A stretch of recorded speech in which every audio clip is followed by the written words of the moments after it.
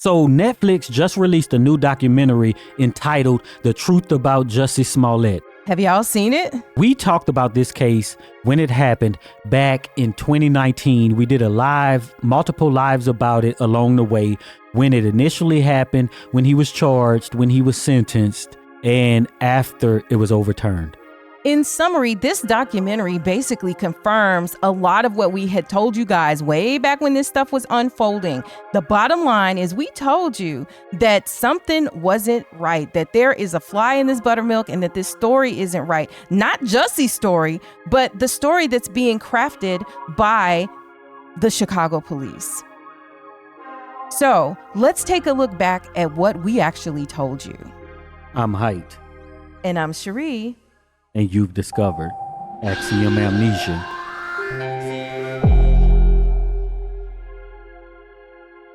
We want to thank all of the supporters who helped to make this video possible. If you want your name to appear alongside these contributors, make a one-time donation of $5 or more via our website at axiom.app, Cash App, or you can head on over to patreon.com/axiomamnesia to enjoy all of the benefits of becoming a monthly subscriber. What else do we have? So we have Jussie Smollett on the docket. While you're in the chat, just let us know. Look, do you believe Jussie Smollett? Do you think he's guilty? Were you one of those people who said, I knew from the start he was lying? Or did you say, I don't know, I believed him right off the bat, and maybe you still believe him now? Let us know what you think about this Jussie Smollett case. Now, this has been going on a long time, and you know, after he was arrested or charges were being brought up after the grand jury, people started to say that why did they spend so much time and energy on this when everyone was spending a whole bunch of time and energy on it themselves? And that is so crazy. And you know, when it comes to Jussie Smollett, you know, so the question becomes whether or not he actually did it. Everybody didn't believe him because they said, why are you outside in the middle of the night in Chicago winter? For those of you who don't know, I did grow up in Chicago, although I don't live there now. And those winters are brutal and cold. And in fact, in the beginning, I had, you know, questions about it. I wanted to know. Oh, so James WS says, I think he's lying. They have the check that he wrote the two brothers. Ah, what do you okay, think about James, that? I'm glad you brought that up because TMZ just did a did an article where they say that the $3,500 check that was written according to their sources and even according to what the brothers testified to the grand jury, that that was not for the quote attack. Okay, the brothers say that they had been talking because Jussie Smollett wanted to have a music video, and he wants his abs to look like these brothers' abs. And if you've seen the pictures, like they're totally pumped up and, you know, worked out. So he wanted to have his abs look great too. And so he wanted a 5-week training and nutrition program. And the brothers say that they never discussed exactly how much it would be, but that is the note in the memo that Jussie, you know, that was of the check that Jussie Smollett wrote. And TMZ is on record as saying, according to their sources, that who were in the grand jury hearing, that Jussie Smollett did not, that check is not for the attack. Now, the other thing that did come out is, I mean, and this is just a little bit of reasonable doubt here, right? Is that, we know that Jussie planned this because we saw some text messages, according to the attorney, the DA, according to the Kim state's Fox? Attorney office. No, she recused herself, but her office. Okay, so according to them, they say that Jussie had written a text message, something to the effect of to one of the brothers, hey, I'm gonna need you to do something for me on the low. Now, they also said that Jussie was supposedly getting what they called, quote, designer drugs from the brothers. Now, maybe that wasn't about the attack. Maybe that was about the drugs. And if they did have a relationship, would it be weird that they called each other? Would it be weird that they talked to one another? Like, I'm not 100% convinced it, even at this point. Well, Illuminati Maurice White says, if you out 2:00 Chicago, you looking to do D, not trying to get a sandwich. So when you say 2D, are you talking about to basically have relations, because that is what a lot of people said initially. They said, we don't believe him. It don't make sense. If you're out 2 o'clock, he probably was on the apps because he's gay. He was looking to do some gay things. That is what people were saying. And if you still think that's the narrative and you're saying you have proof now that he's lying, that's not the case, because that is not what it is said. It is said that he actually set this all up. So how could it be out looking for D when he set something up at the same time? You have to choose between the two. You have to choose if you're homophobic or if you believe that he actually paid as a hoax to get some sympathy, because he, as James W.S. says, he was supposedly acting up because he wanted more salary. So which was he looking for something, or did he actually stage this attack? All I know is it's a fly in the buttermilk. I don't know who put the fly there. Yeah. I don't, it's lies are being told. I don't know where the lies are, but I would say that I have a reasonable doubt as to what actually happened. Want us to cover your favorite movie ASAP? A one-time contribution of just $50 or more to Axiom Amnesia gets you a deep dive on demand, a 30-minute discussion on any film you choose. It's easy. Step 1, send $50 via our website, axiom.app, where you can pay via card, Apple Pay, or you can pay directly via Cash App at $Axiom Amnesia. See the links below. Step 2, tell us your movie, email, the name you want to appear on screen, and what kind of deep dive you want. General, a specific character, a particular aspect of the film, etc. Step 3, watch your deep dive on demand with your name listed as executive producer. Lock in your deep dive on demand today and hurry. Spots are limited. This offer is not valid for filmmakers or distributors. Subject to availability and terms apply. It is not also beyond me that, Jussie Smollett could just be disturbed. He could, if he's tweaked out and on drugs, he could have been on drugs, which would have made it seem reasonable that you're going to stage this attack and get away with it. I pretty much believed him the whole time. And then the only doubt I had was when he went on with Robin Roberts, Good Morning America. Good Morning America. With the interview, he said that he could not see the eyes or anything. And then they said, hey, look at this tape of the brothers buying something. And what was in there? It was like goggles, dark goggles, where you would not be able to see someone's eyes. So it was explained that way, so a way that way to me. But to me, I never had any reason to believe that he wasn't lying, because the reasons that people brought up weren't legitimate reasons to me. To say he's out at 2 o'clock, somebody's out at 2 o'clock. So I don't find that strange.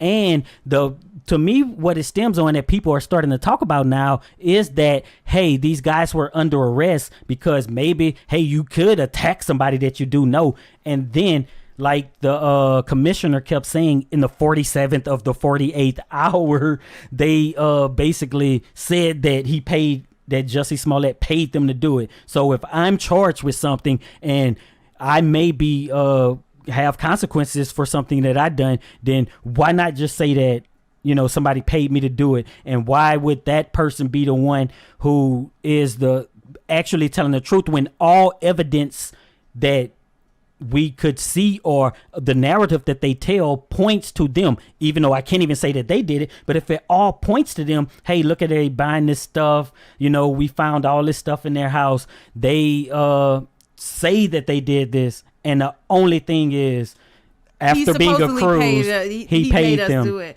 And then the other part I have is that, okay, so let's just say it is as it's being told. Then why aren't they charged? So like usually if you're making a deal, like you get a lesser charge, you get a lesser. They're not even charged. They're not even getting probation. They're not even getting anything. It's just like they're off scot-free. And even if you're in, like, hey, we all get together, conspire to break the law, and then all of a sudden, hey, you paid me to do it, so I don't have to worry about it. You paid me to go deliver this package, so I'm not going to get sent to jail because you paid me to do it, and all I was doing was what you paid me to do. That never works like that. But why would that be the case in this point? Because if you look at any, almost any police department, they're going to be homophobic. They don't want there to be out there that stuff is happening against gay people, just like anytime that there is a lynching or an attack against black people, even by the police department, like Chicago, the thing that the racists do is says, oh, these are lies. This didn't happen. This person didn't say the N-word. You know, I need to see video. I need to see that. And just so happens that there wasn't any video of this happening at all. Like, who could have predicted that, though? So Evie says in the chat, yo, are there subways open that late? Yes, actually, they have some 24-hour subways. That was one of the first questions that I had. Rena says, I think with Jussie, they tracked the cameras in the Ubers, taxis, flight in 3 days? Come on, BS. Chicago police is so corrupt, right? That was check for services. Jussie is not lying. They doctored this too. Okay, so I tend to agree with Rena, and I'm gonna tell you what. We have seen just with the cases that have happened where, you know, people have supposedly shot themselves in the back of police cars while they were handcuffed, you know, Sandra Bland, all of these other people, and the list goes on. I mean, and right there in Chicago, Laquan McDonald, they were talking about the Chicago Police Department said we don't even have footage. We don't have footage. We don't have a tape. And then that turned out to be a lie. And, you know, from a, so that's more objective. And then from a personal perspective, you know, I have a family member who was murdered, and the Chicago police unbothered. They were like, we think we know who did it, but we just not gonna charge him because we don't really think we could win it. But somehow you got all of this stuff going on, and you can man up this whole case against Jussie Smollett because it's high profile. And it hinges on two suspects who say, oh, we were paid to do this, so now we're just not guilty. And what about their lawyer? Because, you know, in that press conference with the police department, he was saying that, oh, their lawyer came out and said something is fishy. Whose defense attorney comes out and talks to, you know, the people DA, of the state and says that something is fishy, rather than arguing your case that my defendants are not guilty, or your people who you claim are suspects are not guilty, or trying to make a deal, you know, whatever. I think that they're she's a public defender. I don't know for sure. Well, we could probably look that up. But what I think is, when you're a public defender, you're always working with these same people. So, you know, you're actually on their team. And that's why you be like, we're trying to get them, but it's fishy. You work for who pays your check. If you're a public defender, then you work for the state. So that's one reason why you shouldn't really, if you can, if you can help it, don't have a public defender. But, you know, so I do have doubts about this case against Jussie Smollett. I do think that it's possible, you know, it's possible that he staged it. It's possible that he made it all up. Here's another thing, though. The FBI now says, because the Chicago police have accused Jussie Smollett of writing that letter that went to the Empire set, of writing a letter that was, you know, saying disparaging and racist and homophobic things, that they accused him of writing that letter, right?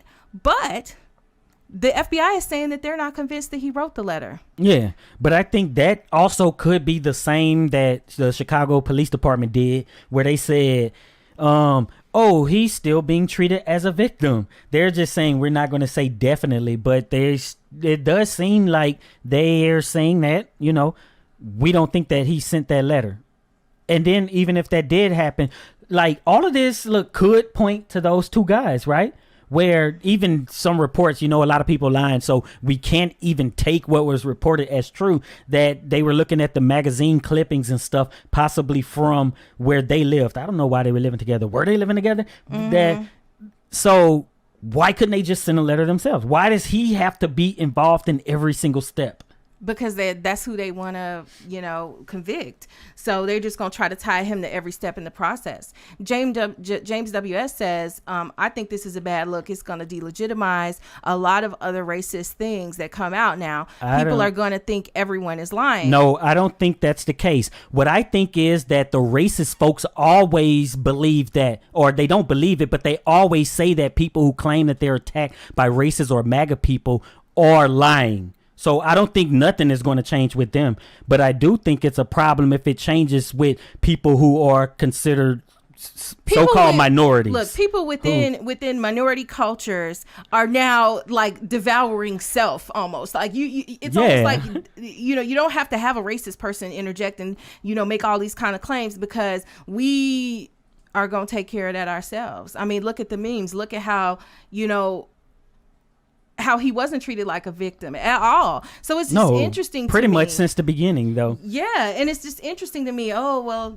and then people say it's not because of this or that, not because of him being gay or anything else. But we are going to see if he comes out and he says, I did it, not as a deal, but, where it actually comes out and say, hey, I was the one who set all of this up and we talked about it, because that is still possible. But I'm not just with the evidence and stuff presented like we do all the time and we have been doing for years. You look at everything and all the information that's presented. I don't think that an actual case was real. A good case has been presented anywhere that I've seen, and we've seen a lot that says that he definitely did it, or he was definitely involved in doing this to himself, because you do have the stuff around his neck. People in the beginning were like, oh, he had that little scratch. All right, let me give you a little scratch like that. And the way that the police tried to explain that away was like, oh, they had on gloves, so it's self-inflicted. And now everyone believed that just because a cop who basically supported his police officers murdering black people said that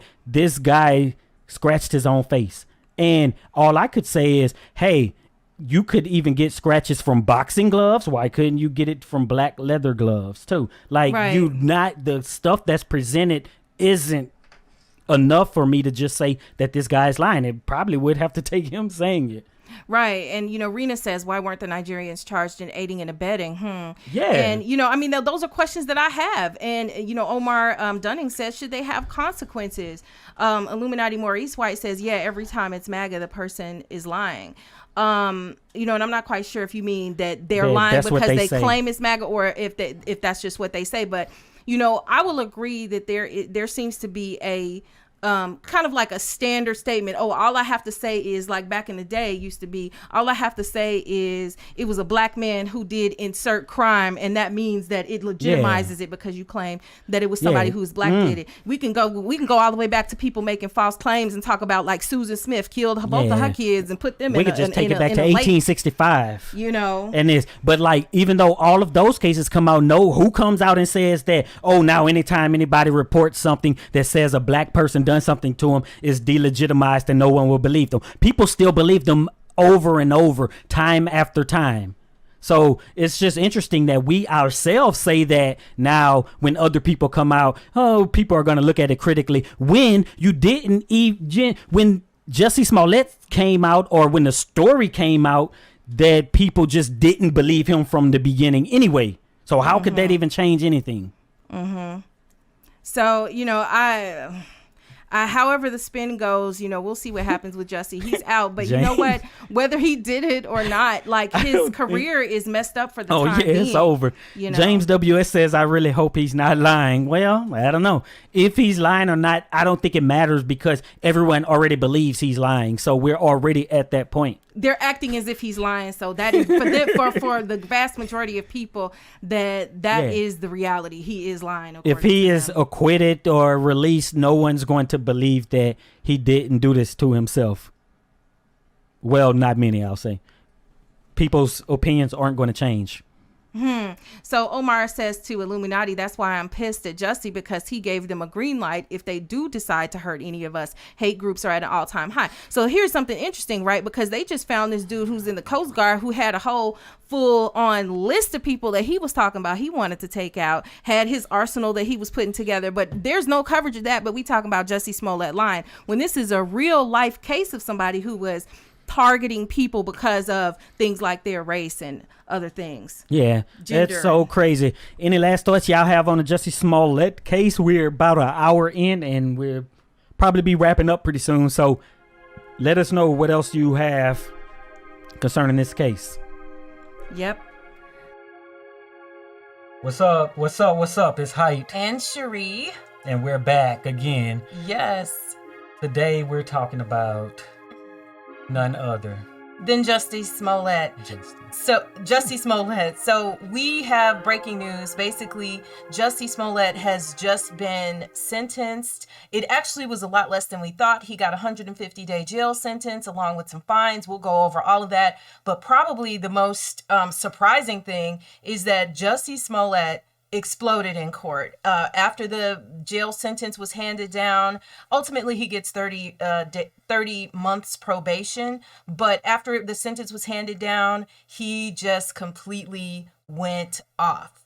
And so let's take a look at Jussie Smollett, the judge handing down the sentence, and then we'll talk a little bit more.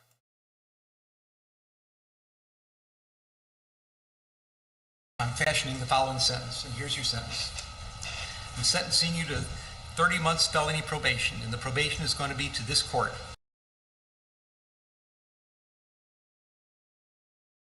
This court. You will pay restitution to the city of Chicago in the amount of $120,106. You are fined $25,000, which is the maximum fine, and you will spend the first 150 days of your sentence in the Cook County Jail, and that will start today, right here, right now. So basically we hear that he's got to pay a whole bunch of money, probably like around, sounds like maybe about $128,000 between the fines and other stuff like that, because it's over $100,000 to... 120 restitution and 25,000 fine. Okay, so Yeah. 145,000 or some change, less than $150,000, but that's still a big chunk of change, especially considering that I don't think he's got a job right now. But Yeah. the big thing that seemed to affect him the most was the fact that he got this 150 days, and the judge was like, "It starts right here, right now, today." Yeah, and then he kind of asked to speak, right? Mm-hmm. And we didn't expect what would come when he asked to speak. Yes. Let's take a look at that and see what Jussie had to say. Right now. So, right here, I was just like, wait a minute, hold on. What is going on? Jussie just straight snapped. But, I think it's fair. What we could be looking at is one of two things. Either we could look at an actor continuing to act, or we could look at someone who is making a legitimate concern for their life going into jail. A plea. I wonder why he would say that though, because we heard about some of that with Robert Sylvester, right? Yes, Where, they put you in isolation basically, but he took it a step further to say, if something happens to me, I didn't do it. Exactly. And you know what? In this day and age, and the things we've seen happen to people in jail, in custody, whether it was from neglect or actually at the hands of other people, I don't think that we can completely discount it, but it was over the top. At first I thought when he said, I'm not gonna basically take my life or whatever, I thought that was just to not be, like you said, to not be in isolation, to maybe be in a general population, but he didn't seem to make any statements about that. And as we go, just in case you weren't aware, Jussie Smollett just in the last hour or so was sentenced. I thought he was going to get more of a sentence than he actually got. The way the judge was talking was like he just really went in on Jussie. Yeah, like he was going to go to the pen is what I thought, because he said that he could have given him up to 1 to 3 years 1 in to the 3 pen. years in the pen. So when I heard 150 days, I was like, okay, this is not so bad. But ultimately, Jussie, the one thing I kept hearing the legal analysts say was that he did not seem sorry for what he was convicted of doing. Yeah. But Jussie, This shows us afterwards that he's like, I'm maintaining my innocence no matter what, So he said, I didn't do this. I don't care what the verdict was. Yeah. And so we see him actually, even as he's leaving court, he throws his fist up in the air and he's proclaiming his innocence. And he says, hey, I could have pled guilty a long time ago. He was not going to plead guilty. And so let's take a look at what happens when he's leaving the court. Let's see. So, Jussie basically is just defiant. So he's clearly, not going down without a fight, and he's going to maintain his innocence. I mean, what do you think about that? I think that, if it was me, I would do the same thing, and to this day, I believe that there is this part where it is possible that he didn't do what they're saying he did, set this whole thing up. We just heard recently about Tisha Campbell and what she was going through. And then immediately people were like, she made this up. Yeah. Yeah, that was the immediate response. So when I look at this, I don't know, because I'm conflicted. Part of me from the beginning believed him. The fact that the police didn't believe him initially and whatever didn't really bother me, because I don't look at them as, a pillar of truth, and Right. and my truth of what happened is not determined by what the police say, certainly. Yes. But still, there were things that made him seem like the adjusting the noose on his neck. There's body cam footage of that, Yeah. And, one of the things the judge brought up during this long, I'd never seen a judge speak at a sentencing like this long. It was like 20 Yeah, minutes. maybe even longer. But one of the things he said was that the other victims or other people who come forward would think that they would get this treatment to say that maybe you're pulling a Jussie Smollett. And he did use that terminology, during his lengthy statement. And, I think that has some validity to it. But before this, there were lots of instances where people, talk about they called me the N-word and beat me and done all kind of stuff. And then immediately, without a real investigation, a police come through and they say, no, this didn't happen.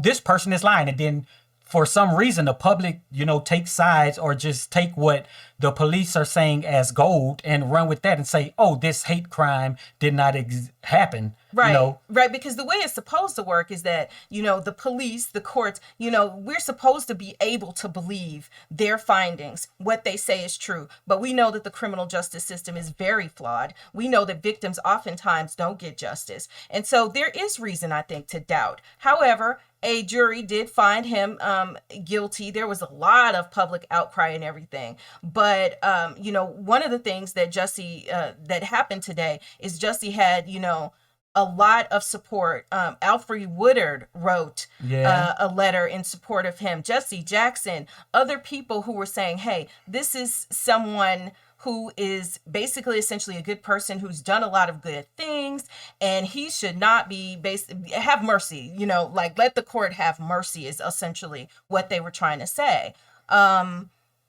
But I think the judge really, the way the judge was talking, I think the judge sort of went light on him, if we want to say that he's guilty. Yeah. Because one of the things he was saying was that, hoaxing this type of crime is worse than, is one of the worst things that you could do. Yeah. And then to come down and say, I could give you 1 to 2 in the pen, I'm just going to do 30 months probation, but 150 days of that is served in county jail. Mm-hmm. Yeah. That's just crazy to me, in the chat. And let us know in the chat, in the comments. First of all, do you think that Jussie is actually guilty? He maintains his innocence, like we said. And second of all, do you think that this sentence, he got 150 days that he's got to serve, and he's got 30 months of probation. The judge said, hey, you can do your probation. You can call in. You don't have to physically be here. You can live anywhere you want to live. So basically, he can continue to pursue his career, whatever that's going to be after the fact. But this is his sentence. But he's like, the wheels of justice turn slowly. But basically, the hammer is coming down. And today is the day. But one of the things we saw before in different cases is that when there are outbursts like this, he kind of asked to speak, but he kind of went overboard with what he did. That the judge comes back and be like, wait a minute, I'm not done. Yeah. And he didn't do that. He didn't. So I was surprised. Now, also, and we'll go back to the clip in just a minute, but we got Robert Pettish in the chat who says, I really wonder why his mental health hasn't come up at all. He is clearly off the bell curve. Robert, I think there's a couple ways we can interpret that. It could be, supposing you actually are innocent and you've been maligned in this situation, you're going to be upset. You're going to feel like this isn't fair. That's, and your response to that, if you're innocent, might be a very natural response, because you're also going to feel like there's this conspiracy against you, because do recall that pretty much he had gotten off for this. And then they came back and said, whoa, because Kim Fox, the prosecutor, had initially let him off for this. It was a non-thing. They squashed it and it was done. And then they brought it back. And then he, we saw the prosecution and stuff. So this has been going on for years. And yeah. Yeah, so we could take a listen to what he said again. Let's do that.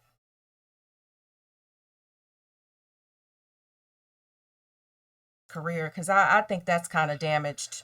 I don't know. It just depends on, because he did get some people in politics, right, in social justice, and in Hollywood to come out on his behalf, for character statements for the sentencing portion. Right. So if he gets some of that grace from others who are decision makers in Hollywood, then I think his career won't be that negatively affected. But we have already seen that it has been negatively affected. So, how much redemption could you get in your industry? Right. And, the other thing is he has like this, it's like two categories, because you've got the race issue and then you've got the basically his sexual orientation issue as two things, because it was like, hey, not only were they coming for me about this, but they were also coming for me about that. And so then that brings in two different groups of people who legitimately have been maligned and wronged throughout history to then sort of need to forgive, right, if this was actually indeed a hoax, to forgive him for that, or at least back him up. And, but we've seen people come back from worse. Yeah.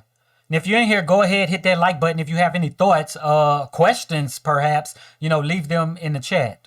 Yeah, but I just think it's unfortunate. It just seems like, I remember when Empire first came out, the TV show, it was as if it was just so wonderful. Everybody loved it. And then now when you look later, it's almost like a curse to the people who were on the show, because the younger group of people, like, in and out of jail, got all of this stuff, all of this controversy.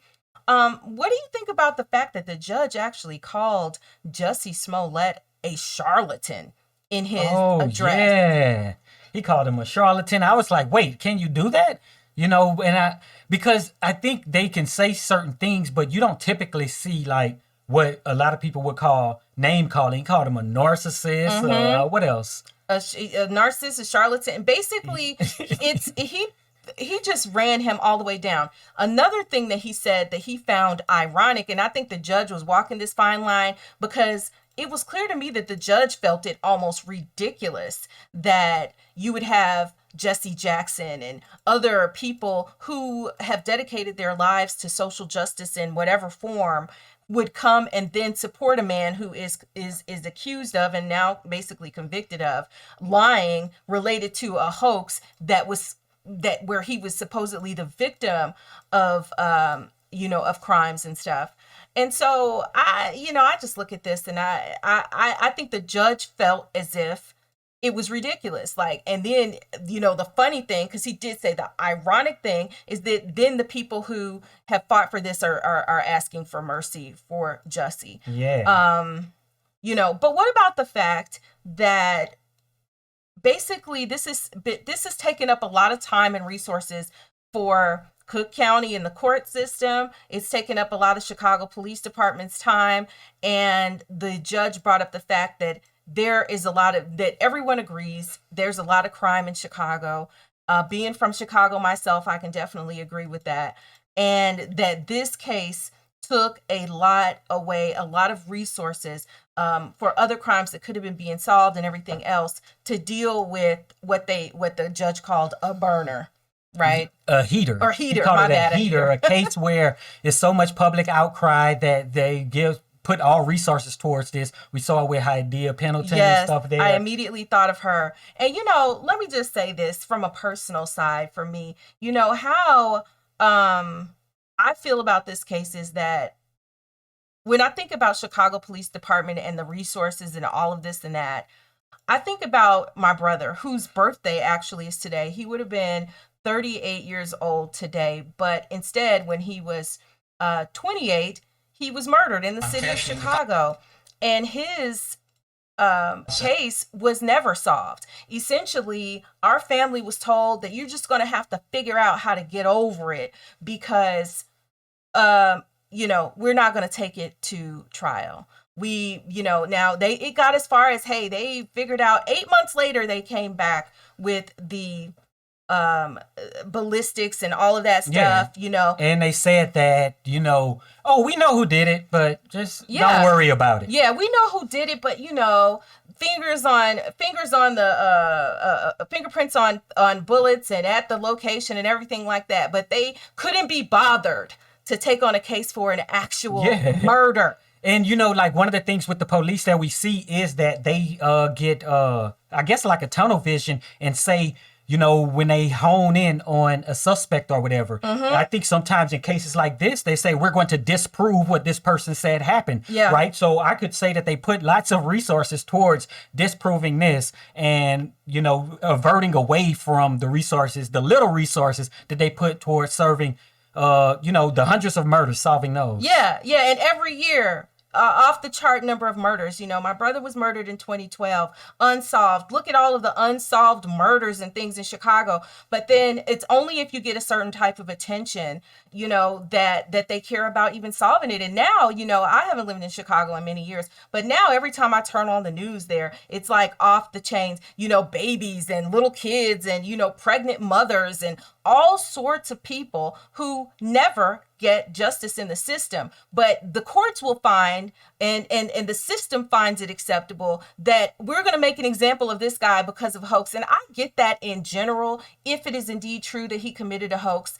But obviously, it's my brother's birthday and I was thinking about him at the time. And then just this connection, because this all happened in Chicago and Cook County and whatever. But if someone asked me, do I blame Jussie Smollett? No, because it's the system that's already jacked up. The system is set up to prosecute a Jussie, but not the person who actually killed people. Yeah, or the one who, killed Laquan McDonald, all that stuff.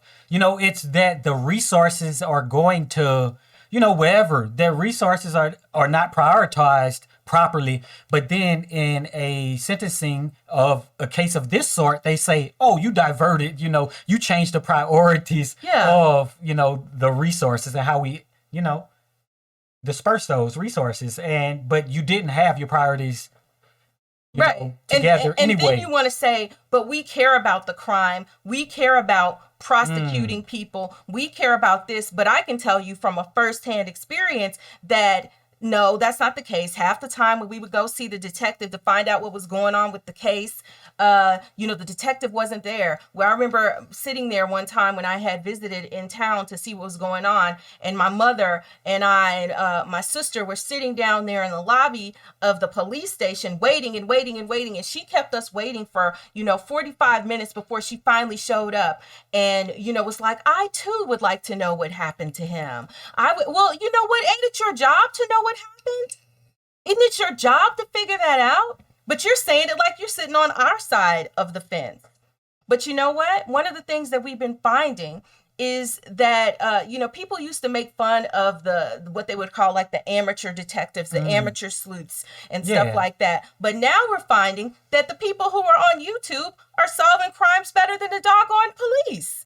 Yeah, so much you hear about people on TikTok. All of a sudden, look, they found this missing person. They found the vehicle of this missing person based on the little information that the police put out. So they have all the evidence in the world, can't solve the crimes. And here comes, amateur sleuths who's figuring this stuff out. Yeah. But let's talk again about what exactly happened. If you're just joining us, you might have heard that Jussie Smollett snapped off in court. And yes, he did. After he was sentenced to a 30-month probation, he got 150 days in jail. The judge was like, I'm throwing the book at you, but you're lucky in a sense because it could have been 1 to 3 years in the pen. You're only getting 150 days served in the Cook County jail. And it's going to start today. But, here's what Jussie had to say after he got his sentence. I'm fashioning the following sentence, and here's your sentence. So he's hauled out by the Cook County sheriffs. How often do we see something like this, though? Truly. Yeah, not very often. And especially not with celebrities. And not in court. They're usually quiet. Now, the other question that I have that I was listening to some legal experts talk about his attorney, Jussie's attorney, and they were saying that he was bad. What we saw at the end of the case after the sentencing was they came back and then they tried to file some motions right quick. They were trying to keep him from having to go into custody. I never seen anything like this because usually they have a little bit of time to try to explain. The judge is like, nah. Denied. Motion denied. No, we're not staying this. It has been out, for 2 years or whatever. And today is the day you're going to start. Yeah. And one of the things that he did mention was how many motions pre-trial that the defense, submitted. Yes, he So said he in was- his time on the bench, he'd never seen as much except maybe for a death penalty case. Yeah, so I think it was very weird because, it was long and drawn out by the judge, and we're just waiting, like, what is he going to get, And it seemed like he was going to bring the hammer down on him, and he was throwing in all these little things. What is a hate crime? He went over what he believes actually, happened in the case, like step by step of how Jussie Smollett planned everything, and then his plane was late, and then you had time at this moment to say, well, I guess, this is a sign that I shouldn't go forward with this plan, but it was like the judge just really spent a lot of time, explaining his decision, which I don't know, maybe for attorneys, it's, they're kind of used to it and they kind of can guess what's going to happen, but I don't know if the other attorneys or any of the attorneys involved would think that it would just be like, basically probation time. Yeah, After what the judge really went in. Yeah, because I was like, oh, and I was telling you, I'm like, yeah, Jussie might be going to the pen, and of course he can appeal all of this, but at the end of the day, by the time all of this goes down, Jussie will have served his sentence, at least the 150 days. You can't get that back. You're going to do that time in Cook County. And it's not going to be pleasant, but it's not supposed to be pleasant. And I think that's it. That's the best I could come up with from what the judge said. But I do believe he was really disgusted. But I also think that politics, as much as the judge said it was not involved, was involved to the degree that the judge said first started to doubt her. And no doubt the fact that you've seen someone who's famous accused of lying for attention, has affected that. And so it does chip away at the believability of things that actually happen to people. And so maybe the judge was like, but you know what? I'm going to let them solve this in-house. Solve it in-house. I'm going to make sure you pay some money back, and of course the city's been damaged and I'm going to talk about you real bad. But I'm going to let them solve this in-house. And if Jussie Jackson, who is arguably like one of the top people through the last few decades to talk about social justice, who turns up every time something bad happens to, related to racial wrongs and discrimination, then if Jussie Jackson said it's okay, then he shouldn't have to go to the pen. That's basically what the judge said. The judge said that, I'm not in a position to really know. I can say what I suspect how this would negatively affect the movement and, this issue of hate crimes and stuff. But people like Jussie Jackson and others who've written letters probably are better. I believe it was like the director of something of the Innocence Project sent in a letter and everything too. So, he was just like, I respect him for that, because I was like, wow, the fact that, he did say that it would cause damage to such movements, and issues, but I still am not the one to be the ultimate decider in of this. That. Well, and it was probably smart from the perspective that, like, then it's not on the head of the judge. Now, the judge might have some heat, but the other thing is, going into this was a class 4 felony in Cook County or in the state of Illinois or whatever. And they said that most people do not do time for this. Like, they're not going to the penitentiary. So if he had sent him to the pen, if he had had this, I'm going to give you 1 to 3 years, then that would not have necessarily been fair according to the way that most other people within the system are treated. And we know that the people within the system are in large part Black and brown people, and they tend to get kind of the worst treatment within the system. And so then if you gave Jussie even more than that, it really would not probably have been just, even in the context of the unfair and unequal supposed justice system. A lot of people bring up the term precedent, right? But to know what that really means is that, we basically operate in criminal sense under what they call British common law, which basically means that the judge's decisions or, previous decisions determine what the law actually is, right? So that's why,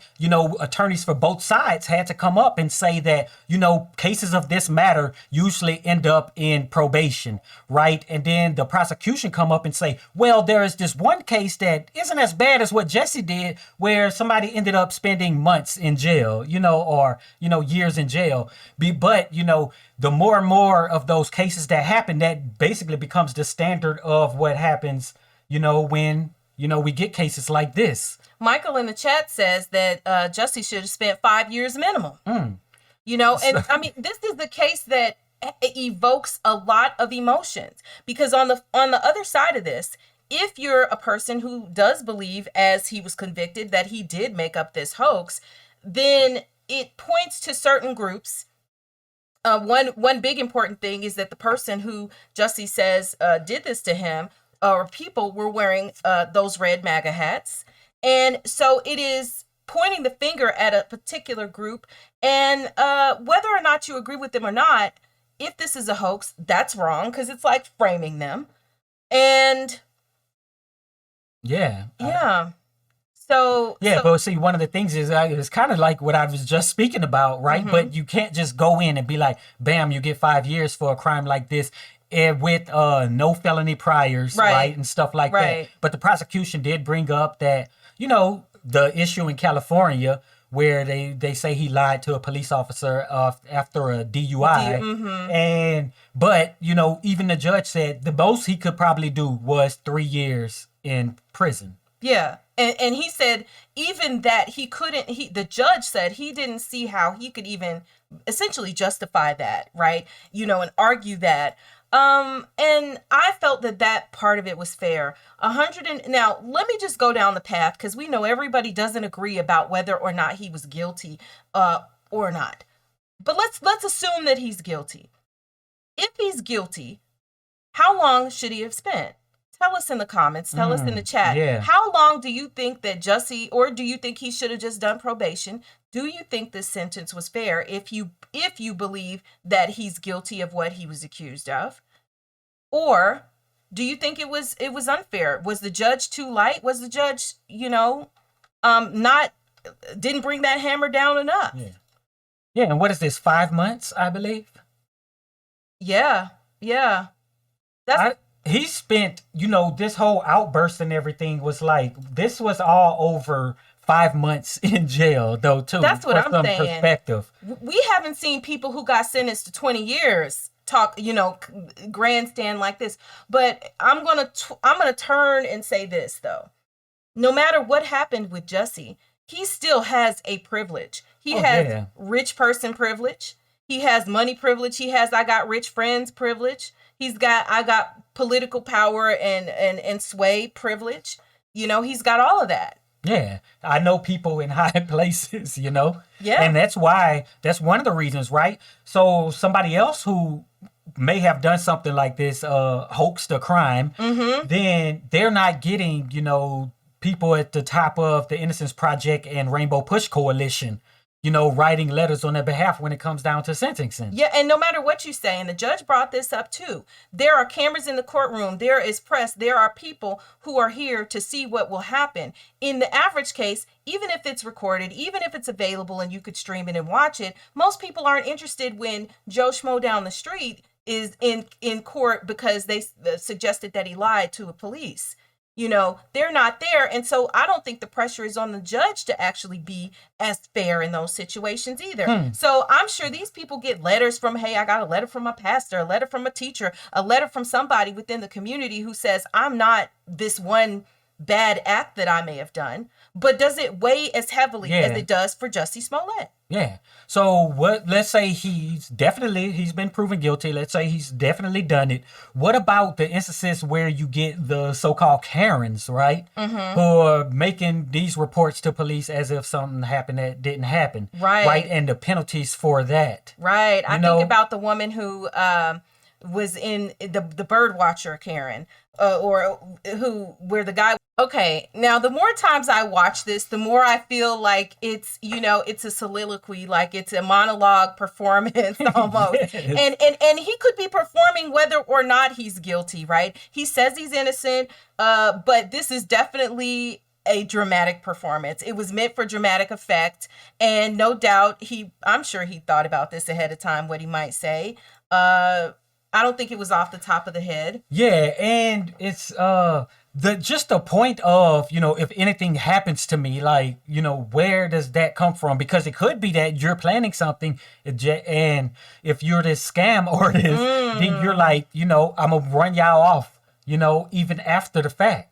Yeah, But for 5 months, I think it's not warranted. But I just think that maybe it's not just the 5 months. It's I've been found guilty. It's my career, my reputation. It's all the reasons that public shame. It's the fact that he has, the whole idea of being a scammer attached to his name. You're trying to pull a Jussie. I mean, most people don't get that kind of label. Right. The only ones I could think of just off the top of my head would be like from back in the day. I think it was like the 90s when you had Lorena Bobbitt, who got mad and cut off her husband's thingawig. I think that helped her rep, though. Well, it did help. But the point is that they had something named after her. They were like, I'm going to do a Bobbitt, or, like for a while that stuck. But the other thing the judge did... Oh, Monica Lewinsky. Lewinsky. Yeah, that's another good example. But, like, it's got to be pretty publicized and become pretty commonplace and filtered throughout the culture, the popular culture at the time, for this to happen. But, you know what? I think it's founded in a fear. In that speech, he talks about fears, the fears of Black people. And if what he did was true, then he put his fist through the fears and all of that in the last 400 years. And I am double-minded about that, because part of me would be very angry that you would pull this in if you're guilty. Yeah. Uh-huh. Like, don't be bringing that up, because that's legit. And what you did is a lie if he's guilty. But then if he's innocent, the fear of going into a situation, going into prison, going into jail is very real. Yeah. So one of the things, you might hear is we say if he's guilty or if he's innocent, right? Is because that we know with the justice system that we don't just take for granted the outcomes are absolute truth. And, even people involved would tell you it doesn't matter what's true or not, it's what you can prove. So one thing was proven to a jury in this instance. And that's why we can still say that he could be innocent or he could be guilty. Right. In a more general sense. Yeah. So, yeah, I can't help but feel like that. But the fear, look, he got off light if he's guilty. And if he's innocent, then it's what happened to him is messed up. Yeah. And I think it do, because think about it. Like, let's say a crime as such happened to you, and then you go to the people they tell you to go to, like, the cops and whoever, and then they're just like, no, we going to send you to jail for it. Right. We going to give you probation. We going to have you pay hundreds of thousands of dollars. Because he had a whole bunch of legal fees that he's had to pay related to this. So that is kind of what's happened with Jussie Smollett today. And what did you think about his counsel? Because, after he got sentenced, then you see all this scrambling. In fact, this woman who wasn't one of the, two main counsels, she comes in and she's like, well, hold on. And she makes her motion and she's like, well, can we get a stay? It's almost like, wait, what happened here? Like, they lost control for a moment. Do you think his attorney was good, or what did you think? Well, just from what I heard, I didn't have the opportunity to watch the entire trial, but from what I heard, the tone of the prosecution was different than the tone of the defense. He kind of had that tone that we heard from Jussie after the fact, where he was like, no, it should not be any time, like, it's just, we've watched many trials, that were of public interest. Yeah. And he just seemed to not hit those points of basically reaching back to those letters of people who spoke on his behalf, because to me, it sounded like everybody hit those same points as if they were counseled on what points need to be said in these character letters. And I don't think that he brought it home. The defense attorney, when it came to the sentencing portion where you have to talk, basically hit these points of why it shouldn't even be 30 months and it should be 0 days of jail time. Right. So, I guess, he could still be a great attorney and still not be that great at delivering such a statement And this to was the a court. big case. This was a huge case with a lot of nuance and public attention, and it was polarizing for the community, Yeah. So a lot of people were mad at Jussie. Still are mad at Jussie. Think he should be doing time in the pen. Yeah. And I don't know. I just look at this and I think this is crazy, crazy, crazy. But hey, so that we're just going to play one last time for anybody who is just joining, who didn't actually see. We'll play the entire situation. The judge is going to hand down his sentence. Jussie is going to have his outburst. And one thing I'll add is even after Jussie leaves with his fist in the air, you hear Jussie's family or his people, his supporters, even yelling after that. Like there is just mayhem in the courtroom after that. Yeah, it is. So let's take a listen and look. Let's do that. I'm fashioning the following sentence, and here's your sentence. I'm sentencing you to 30 months felony probation, and the probation is going to be to this court. You will pay restitution to the city of Chicago in the amount of $120,106. You are fined $25,000, which is the maximum fine, and you will spend the first 150 days of your sentence in the Cook County Jail. And that will start today, right here, right now. Yeah. Jussie is just basically going to continue to say that he is innocent, and that is not changing. Maybe after he does his 150 days, he'll go on with Gail King? Gail King, yeah, and Yeah. do an interview. Yep. So there you have it. Let us know what you think about all of this. And do you think it was warranted for him to jump up and, start talking about our 400 years of pain and turmoil and, to walk out with his fist up? Right. Do you believe him? Tell us in the chat. Is this just more high comedy, or do you think do you think that you believe him? Is it believable or is it laughable? Let us know.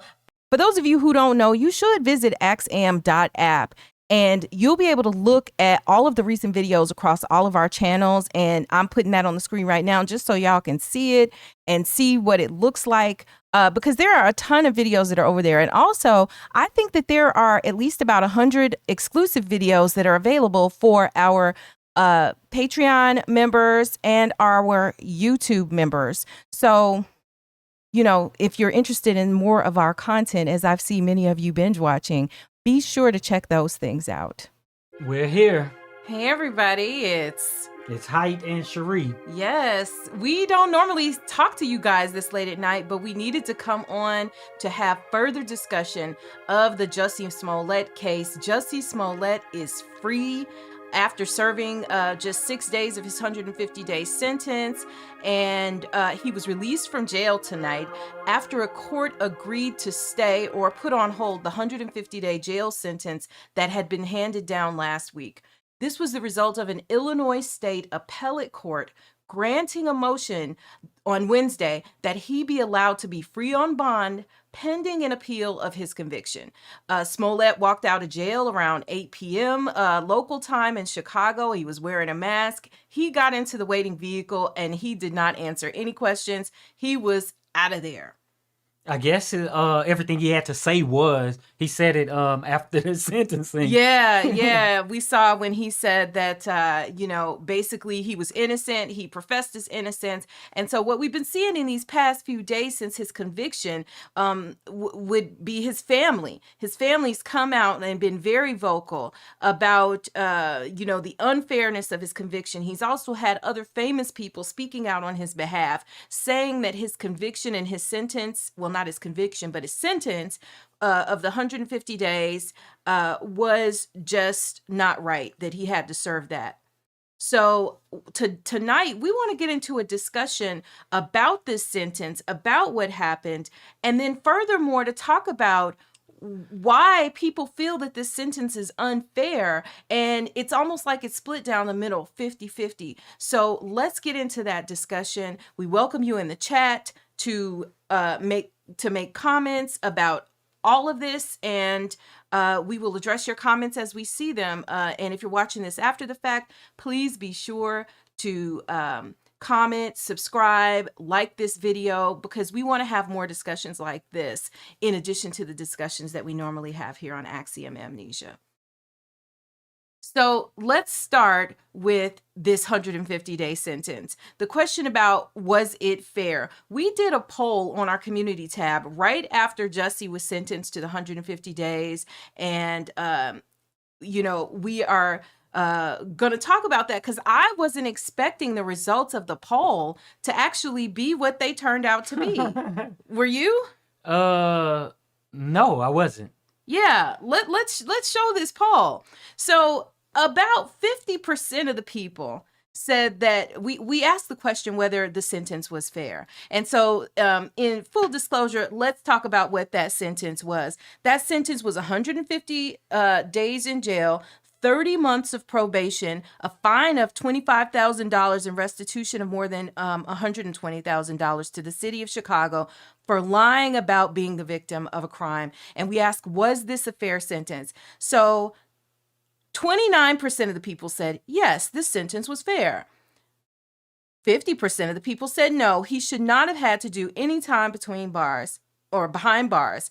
And then 21% of the people said, no, the sentence wasn't fair because he should have done more time behind bars. So basically, that's almost 50-50 of people feeling like he should have served some time behind bars. And what I would like is people to share their reasoning behind, because, there are many reasons that people will want to see somebody behind bars or longer behind bars. And sometimes it's hate of a particular person and their lifestyle, right? Right. And then, when you press it, it tends to be that they come up with some other reason to try to justify an unfair treatment of someone. Right. And that just is just like, I was just surprised that it would be 50-50 because there's so many things going on in this case. You have your sexual orientation issues. You have your issues of race and bias related to that. So let's even talk further about this. So some of you guys felt that was the case. And so then if we go on and let's talk about the support. Jussie's family rode hard for him. We saw his brother out there as a spokesperson because when Jussie first went into to serve his time, they were saying that he was being kept in a like basically the psych ward. I didn't want to say it like that, but yeah. That's what they say, it's psych ward. Yeah, he was being kept in a psych ward and stuff. And his brother was saying, hey, he's not a risk and everything like that. But that part of it didn't bother me as much because I felt like just to be on the safe side, they didn't want to take any chances with him and something happening to him. He's a high profile person there in their jail, and they want to make sure that he has his psychological evaluation to make sure. Yeah, but I would think you would have the evaluation before they put you on the ward, right? And then if that process is just or not comes into play for me. Well, okay, so I'm thinking that like there's not somebody who the psychiatrist or whomever does it is not just sitting there, in the back room of Cook County Jail waiting. They probably have to call whoever's on call. They got to call him in. Well, I would hope that jails would have someone just on staff and there, because all kind of situations happen in places where you're housing people in conditions that will probably, cause a lot of mental anguish. So I would hope that this is the case all around. Well, yeah, we would hope that they would have somebody, but we're talking about, understaffed, underserved Cook County jail in Chicago. So likely what happened was, they had to put him somewhere. You want to be on the safe side. So you put him somewhere where he's more isolated and he's kind of on a psych ward or watch, let's call it, because we haven't confirmed that that's actually where he was. That's just what the reports were. This is what the brother is saying. And we're getting like secondhand reports, but I would imagine that they would put him there until they have a chance to evaluate him and decide, hey, is he a risk to himself or others around him? And as long as he's not a risk, then they would be willing to, move him to wherever his, next situation would be. And I mean, they had. Yeah, but I think that's part of onboarding. When you getting locked up, you got to go through all these steps ahead of time, and then they decide where you're going to be put. And I think that what they did an assessment and then they put him there. Or they didn't do it and still put Or him maybe there. there's a You know? preliminary assessment, or maybe Right. there's an initial assessment that says you're not a risk to yourself, but because you're high profile, this is what we do for the high profile people. Remember, this is also the same place where, Mr. Kelly was housed for many months. And so they've got a lot of experience dealing with high profile people. But if we remember, Mr. Kelly also was had a lot of complaints about his conditions that he was kept in and everything there. So this was the initial thing that Jussie Smollett's family had a problem with, the fact that he was being put in a psych ward, and that's where he was. They said that he didn't have a bed, that he was sleeping on a block. He didn't have a mattress, and it's like basically this concrete block. So it was just really, really uncomfortable for him. Not that jail is supposed to be comfortable, but it should not Well, I think the psych ward should be more comfortable. It should be more comfortable in one way, but then the other way is like, okay, they're trying to make sure that you don't have any way that you can do harm. So, Right. Concrete block though. This is what's reported. All we can do is, all we can do, and hey, King Tay, welcome to the chat. Thanks for watching. All we can do is just kind of suppose that the reports have some validity to them. They say he was, his conditions of sleep were not, Well, very but nice. I'm just speaking from, we know that in jails, accommodations aren't made adequately for people in any position. That's true. Right. That's So true. when it comes to psychological, they're not going to make any accommodations. They're just going to say, we're doing something by segregating these folks. Right. Yeah. And they can make it easy or they can make it hard, for you in jail. And one of the reasons that they would make it harder for you is if you are perceived as having done something against the law enforcement establishment, which in a lot of ways, people were angry with Jussie because he, kind of made fools out of the Chicago police, and they were personally offended. And then the fact that he initially appeared to be about to get off, has to do with why this case got blown up as big as it did. So that's, his family went really, really, really hard for him. But one of the things was, Jurnee Smollett, Jussie's sister, who is an actress and high profile, she came out and she did support him because at the time of the conviction, she wasn't actually there, for the conviction and stuff. Maybe she was working or whatever, but she did support him on Instagram. She made a post. We shared that post with you on Axiom Amnesia's community tab. And that post basically brings up an important thing. And we got into a real debate with commenters about this because we asked, what do you think of the idea that Jussie could be guilty and still not deserve the time that he received in jail, the 150 days?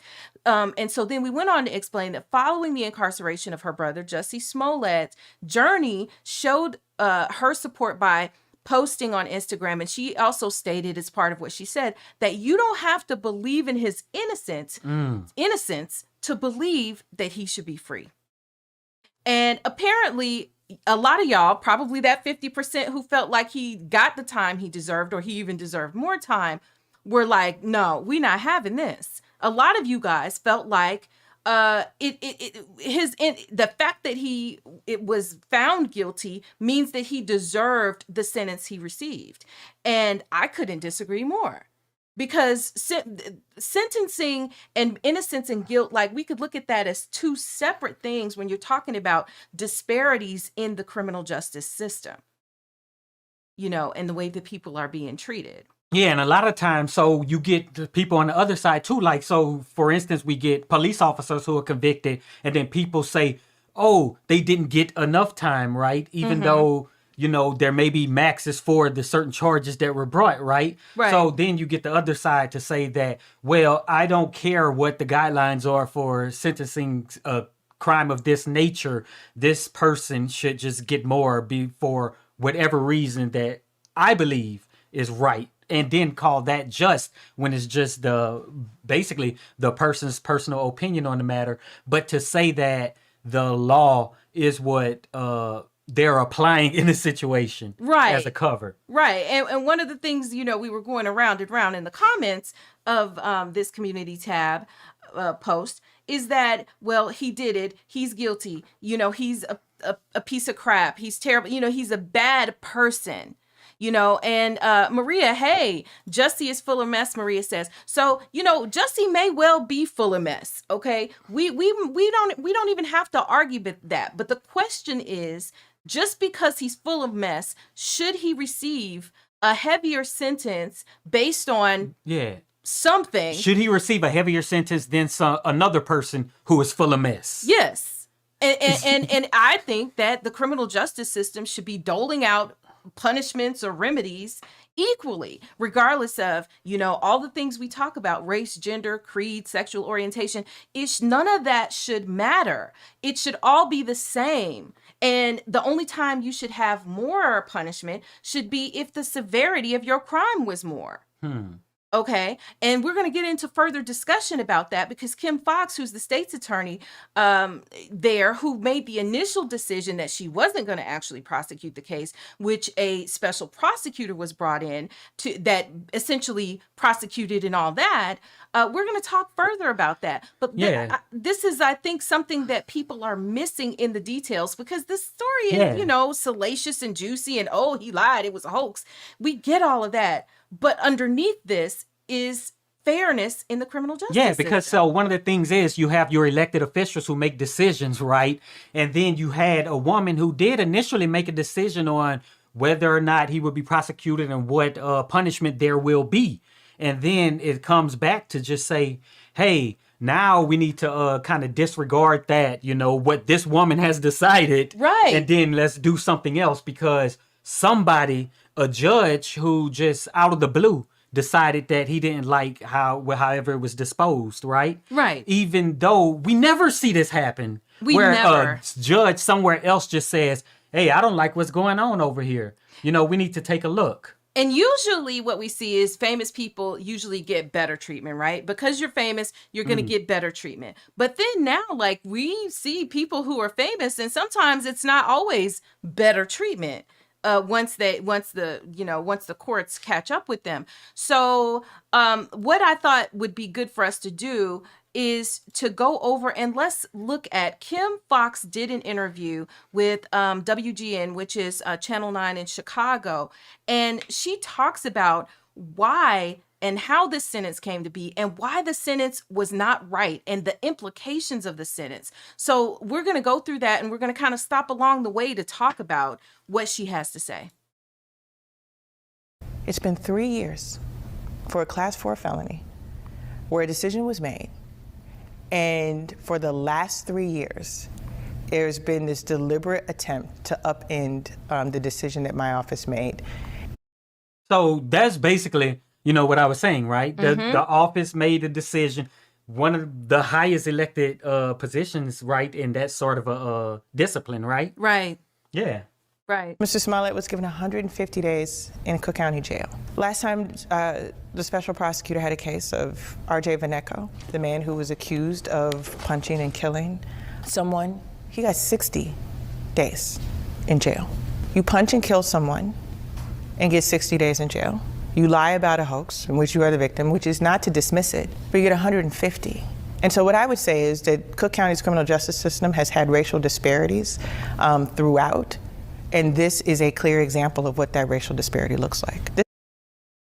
So let's just rewind that for a second and talk about that. So a man who killed somebody got 60 days, and you gave Jussie Smollett 150 days, and he didn't kill anybody. He didn't, the crimes are not anywhere near equivalent. And it doesn't matter about guilt or innocence in this situation. We're just talking about assuming that everybody was guilty of whatever they were convicted of. We're not even going to talk about if they really did it and all that. Assuming guilt. Somebody who killed somebody got 60 days. Jussie got 150. This is always brought up, like when you get these light sentences for some folks, right? And then it's that, hey, look at what people are locked up for Mary Jane. You know what I'm saying? Are getting more time for this, right? So people are getting more time for saying, hey, this happened to me, to police, when you have somebody who actually took somebody out with less time. Right. And I don't have to like Jussie to say what's going on here is not right. I don't have to think I don't even have to believe him. I can think he was stone cold guilty and say, but your punishment should fit the crime and should be similar to other people convicted of similar things. That's what should happen. So let's keep listening to Kim Foxx. He looks like. This was allegations that he perpetrated a hoax. He was made an example of. But who is the example being made of, and for what? I think part of it, the example is being made for prosecutors who decide not to do what's traditionally done. Yeah, so she's referring to the fact that initially she was not going to pursue this case. Jussie was basically, I think he got a fine and kind of like a slap on the wrist. He got the bad publicity of, doubts about whether this was actually true. And she was just going to, let it ride and it's over and done with. Because at its worst, they understood that this was going to be perhaps a class 4 felony, which is the lowest level of felony. You know what people get when this is prosecuted, and they have other crimes that are more important. And the same argument that people make about Jussie, about, oh, he's taking away resources and Chicago police were doing this. Well, continued pursuit of him in this situation is taking away resources for pursuing other people who did things that were far, far worse. Yeah, right when she said we're not going to prosecute this, then that's it. But right then it's, let's do another investigation, and then after that investigation we have to do the actual investigation and go to trial and do all of those things, right? Yeah. How many resources do you think that takes? Yeah, but part of it is that you have the political class, you have the police unions and everything, who are basically saying that we don't like this type of person, right? We don't like this going on. We don't like what her office had been doing. And so let's just, and it hurts you politically as well if it's, we're going to bring in a special prosecutor and investigate you. Yes. As well as investigate this supposed, this hoax, Because that's what the special prosecutor was actually there to find out, was to find out if Kim Foxx had any inappropriate contacts with Jussie Smollett's family, and whether she had any basically any pressures or whatever involvement in the outcome of the case directly. Because, there was a lot of, chatter about that, and basically that she had given him a hookup and so on and so forth, and that she had become personally involved. So this is what he was here to do. But what they wound up doing was, hey, we're going to just take this all the way to the hilt, because again, it's not just about Jussie Smollett. It's also about this this state's attorney who is an elected official, Kim Foxx is, and about them not liking her, them wanting her to not be out. But what do you do when the people elected Kim Foxx? The people decided that she was the person they wanted to see as the prosecutor there, right, prosecuting cases. So let's continue to listen. Sending you to prison or sending you to jail for 150 days? Is that what accountability looks like when we don't do that on other class 4 felonies? We don't. We don't do that on other class 4 felonies. And so I think Mr. Smollett paid the price for people who wanted, who had a thirst for revenge. So again, she's reiterating, they wanted to get back, not just at Jussie because he made, the city look bad or whatever the perception was there, but also to get back at her because they want to undermine every decision that she makes, because this is Chicago politics.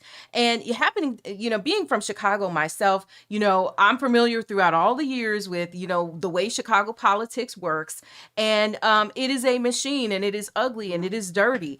And this is part of the turnings of the wheels of that machine. And so, that's the situation that's going on, that they are, it's some of this is politics, and it doesn't have anything directly to do with Jussie. So that's what we hear her saying there. But then she closes out this discussion and this clip talking about the people who are most affected by this decision. So let's listen to what Kim Foxx has to say on that. It's been interesting about my time when I say that there are racial disparities, it's so discomforting for people. There she goes talking about race. But I can't help but notice that when I go into 26 in California, the overwhelming majority of victims are Black and brown. The overwhelming majority of defendants are Black and brown. There's something that tells me, because I know Black and brown people aren't inherently more dangerous than anybody else. I know that to be a fact, that we have to do the work and look at the disparities. Yeah. And I think what she's claiming, you know, I'm not that intimate with those politics there in Chicago, but there are certain prosecutors who were doing that sort of work. You know, we seen Mobley, I believe, in Baltimore, and what happens to them when they're trying to somewhat advocate in that role as prosecutor. Yes, and so for those of you who don't know, there were a number of Black female prosecutors that have kind of been placed that were elected around the country. Mosley, I think, or was it Mosby, is one of them. You know, and other prosecutors who have been around. And one of the things that we see with all of them is that they are constantly attacked, brought up on charges, investigated. A lot of resources of the state and local government, and at times even the federal government, being wasted on the prosecution of people because they don't want these folks in power, because they're making decisions about our community and whether we wind up being systematically prosecuted and getting these sentences and stuff. Whether our sentence are going to be in line with the sentences of other people. Exactly. Is basically what it comes down to. So when we talk about it, this isn't just about Jussie Smollett. This is about what happens to Black and brown people within the system, whether or not they're rich, right? And why it's happening and what side of this we should be on. So I have to be able to look at it and say, okay, Jussie Smollett could be full of it and could have all of this stuff. He could be absolutely guilty. But what I want to ensure is that he's not getting a punishment that's any worse than anybody else on the basis of some other protected part of his class, whether that be sexual orientation, with his race, his gender, whatever. Yeah. You know? And it could be, you know, it could be race, gender, sexual orientation, or economic class as well, too. Yeah. Yeah, right? because we see that a lot, right? Yeah. We see that a lot. And if the upper class of Blacks are getting worse sentences, what is that going to mean for so-called lower classes? Yeah, for people who don't then, have the money. Yeah, and then we're celebrating getting stuff, and then someone who doesn't have the resources of a Jussie Smollett come along, and then we're like, why is this person getting this sentence when we've advocated for it for someone else? Right, because they are basically, they don't have the money to fight it. What we're seeing here in a lot of this stuff, and people are like, oh, they're just, you know, doing whatever antics. This is the way the criminal justice system and the court system in general is played out. People who have money do all kind of shenanigans in courts to keep themselves free, to keep themselves out of jail. They make all sorts of deals. And these are the things that people who don't have the money, people who don't have the connections in the class and the power cannot do. So let's take a look at the comments. So I see, let's see, Honest Say So says, I know the family and they're too happy, or I know that the family's too happy. Yeah, I bet they are happy because it was mission accomplished. There was pressure put on the emergency, you know, basically the emergency release was filed and the courts granted that. So he is at least free for the time being. Now, maybe he's going to get sent back and have to serve the rest of the 150 days. We don't know. But the point is, he was like, I'm not going down without a fight, because truly, if you look at the system, a man who killed somebody got 60 days. And he got more than, what is that?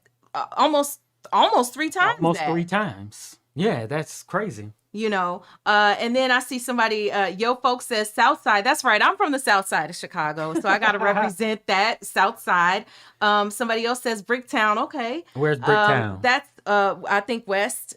Oh, yeah, okay. That's West. I think. Correct me if I'm wrong. And somebody else asked what did this happen? He got released around 8 p.m. on Wednesday Central night, time. Central Time, Chicago time. Yeah. So like this brings up those so many issues and things that we're passionate about here at Axiom Amnesia, because we've talked about all aspects of the criminal justice system, how blacks and browns and other protected classes of people are maligned within the system, and what we should be doing in terms of our opinions on how we even look at these cases, because the way that they're covered is not necessarily the way that we should be parsing them as members of groups of people who tend not to be treated as fairly within the system. Yeah, because there has to be constant advocation for yourself. Right. Is basically what needs to go on. Right. And so, that to me, that's the situation. Oh, Freeport. And say so. Oh, okay. Long Freeport, Island. Long Island, New York projects. Okay, I was thinking about Bricktown. There's an area of Chicago called, is it maybe not Bricktown, but something similar to that. So anyway, I'm just happy that it's not going to go so easy for the people, because if you look at the special prosecutors, if you look at the people and you look at Chicago and what they are trying to do to Kim Foxx and what they basically did and were trying to do to Jussie Smollett, if you look at how the judge was like, you're a charlatan, you're, come on. Yeah, then if you look at the police union, right? Remember they were talking about why there ain't no black people over here at this police union in Chicago. Yeah. If you look at them, if you look at the judge, you look at the special prosecutor, and then you look at Kim Foxx. Yeah. There's a difference of what's going on there, too. Yeah. That's part of it. Obvious difference, right? Yeah, and those aspects are always at play in American politics, And, you just got to figure that this, when things happen, especially politically, you got to at least consider this. Yeah. And Yo Folks brings up a comment. And, we're just going to go here because I think we have to have real conversations. And the elephant in the room is creating black and gay as an issue. The issue is the hoax. Okay. So this is where I have to say that the issue I don't believe is the hoax, actually. Yeah, well, this is what we talked about all the way up until this point. If the issue is the hoax, then the sentence should not be as bad as it was when people someone who killed someone got less time. If the issue, the hoax, are killing. So if the issue is the hoax, then he should not get the time that he got. Right. And Yo Folks is saying, black Chicagoans know he lied. It was a polar vortex. Listen, Yo Folks, being from Chicago myself and knowing how cold it was, I wasn't in Chicago at that time, but I know that like 2 a.m. ain't nobody outside. The streets are empty. Like, listen, the likelihood that it went down like he said is very low. We all understand and we know that. But in spite of him lying, I said, assume his guilt. Even if he's guilty, we have to say, what is a fair sentence? We shouldn't be saying somebody's guilty, so whatever happens, go ahead, give him death. It doesn't matter. So that's what it seems like. Everyone's saying as long as someone is guilty, it doesn't matter how harsh the sentence is, when that is absolutely unconstitutional according to the most basic laws of the United States, the framing laws. Yes. And so no matter what, if we break the law, black Chicagoans or anybody else, we deserve the same treatment as other people who do similar things. Nobody is saying that Jussie is innocent. Nobody is saying that you shouldn't doubt it. Somebody else said, hey, he's full of it. He can be full of it. But what we got to do is we got to think beyond the fact that somebody was guilty of something. Okay, in Chicago, we see all sorts of crimes. There's a lot of crime in Chicago. We can agree on that. And there are people who are guilty of those crimes. Everybody who's in there in Cook County is not innocent. We know this, but are they in there longer than their counterparts who are not black and brown? Are they in there longer? And if the answer is yes, then it's not fair. If they don't have the same opportunities to defend themselves, if there are things outside of their control that have directly to do with their class, their creed, their color, their sexual orientation, then it's not fair, and we should not be part of that. And supporting that. So I don't think it matters that he was guilty in this aspect of the discussion. Yeah, because we're talking about the sentence itself. He's already been convicted. Okay, it was a hoax and he's convicted, but what you do after says a lot about who you are, Yeah. right? So, As a nation or as an individual. right. And I Say So says that the judge went hard on Jussie, but we never seen nothing like this before. But see, I would argue that you're not in the courts with other black and brown people when they get lectured, when they get called charlatans, when they get, in a sense, disrespected by the system. You know, we see all the time other people who don't fall into that category not necessarily happen. We don't know what they say. I don't know what it means. We never seen nothing like this before, because I think we do see things like this all the time. Well, maybe we never see, and maybe We never and seen I a say so. celebrity in Explain this like what you position. mean, Yeah. because we don't we don't often see celebrities in this position. Because in most situations, when the celebrity does it, it's kind of pushed under the rug. It's quietly handled, and that's it. So if it ever gets to court, it's a big deal because usually their money can take care of these things. Yeah. And then and I Say So also says someone rich paid those Africans to do that. What part? I don't know what that means. What part? You know what part, but and someone rich paid them. You know, I don't know. Maybe Jussie paid him. We know Jussie did pay them for what he paid them. It could be argued. I don't know. But the whole case, so this is part of why I think our group is obsessed with this, right? Because it's an interesting story. It's like, okay, wait a minute. So you supposedly made this whole thing up. You paid these people, you know, you're running around like it looks really, really bad because he's running around and there's footage of the noose having been adjusted on his neck. Like, you know, the story is very ridiculous and harmful in a lot of ways, but we still have to be able to see beyond the initial story to say, what are the implications of his punishment in this case, saying about us as a society, saying about how we get treated within the society. And Yo Folks said, his people, Black Chicagoans, know he lied. He should have admitted it. His prestige obliges him to integrity. So that last part, his prestige obliges him to integrity, is like, that's everyone, right? Should have some integrity. I don't know why this matters unless you're saying because someone has prestige, then they should get harsher sentences than other people. Then that's already inputting some imbalance there, right? Yeah. And they could tip it either way. So a celebrity or people of prestige get one justice system and people who are not get a different. And whichever way that tilts is probably not going to favor the people who aren't so-called of prestige. Right. And Black Chicagoans knew he lied. Okay, the court said that he was guilty. Yeah, everybody said he was guilty. A lot of people think he's guilty, but the question is, and back to what Journey Smollett said, Journey said, you can believe, basically you can not believe in his innocence. You can not believe that he is innocent, but also still believe that he deserved to be free. And Yo Folks, I see you have a lot to say, so please let us know why you think he should get this sentence and why it should be harsh. You know, harsher than other people who did something more damaging and greater. Right, because we want to understand that so that we can really talk about it and address it. Address that part, the sentencing portion that we've been talking about here. Right. And I Say So says, I mean, a black man getting released. And I think that was in, you know, we've never seen anything like this before. A black man getting released. Well, we just saw it with Bill Cosby. Yeah. Bill Cosby just got released, right? Bill Cosby has way more money. We saw it with OJ. We saw it with OJ. But every time it happens, it's like, oh, the world is going to fall out. People are just, oh, you know.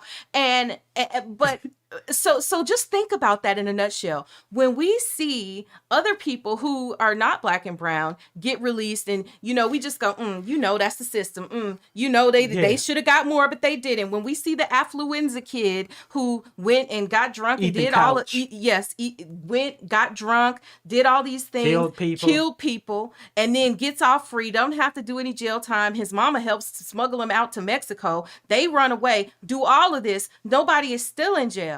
When we see the situation with what's the one guy who did the shooting up there in Kenosha, Wisconsin, his mama drove him up there. You know, we see all of this stuff happen. Kyle Rittenhouse. Yeah, Rittenhouse. We see all of these things happen. But we're so accustomed to, Oh, your folks just want him to be locked up because he's gay. So that's pretty well, much- yeah. So okay, so your it's just folks zero feels merit. like, You just you know, he doesn't even matter. Your don't bring in opinion, black as a scapegoat. right? And you know what? Here's the other thing that we see that I feel is a fair thing to address. People who never bring up their blackness at any point, but then when they get in trouble, they're all all of a sudden they're black. Yeah. We kind of saw that with the O.J. Simpson O.J., case, yeah. right? O.J. was not being around no It's like black he people. transcended race. He transcended race. Exactly. We saw it with O.J. We kind of saw it with Michael Jackson on some level, right? Yeah. Where they transcend race, but then when they get in trouble, the next thing they're getting meeting with Farrakhan. They're meeting with Farrakhan and Jesse Jackson and them but at the end of the day, I understand. I do understand that annoyance, right? Because you're not towing the line for the people. But when I don't you're know up if Jesse necessarily. falls into that category. Well, they say that his family was very involved in social justice issues and things like that. Honestly, Yeah. I really don't know. But What I know from him from when he really popped up was the Empire time. You know what I'm saying?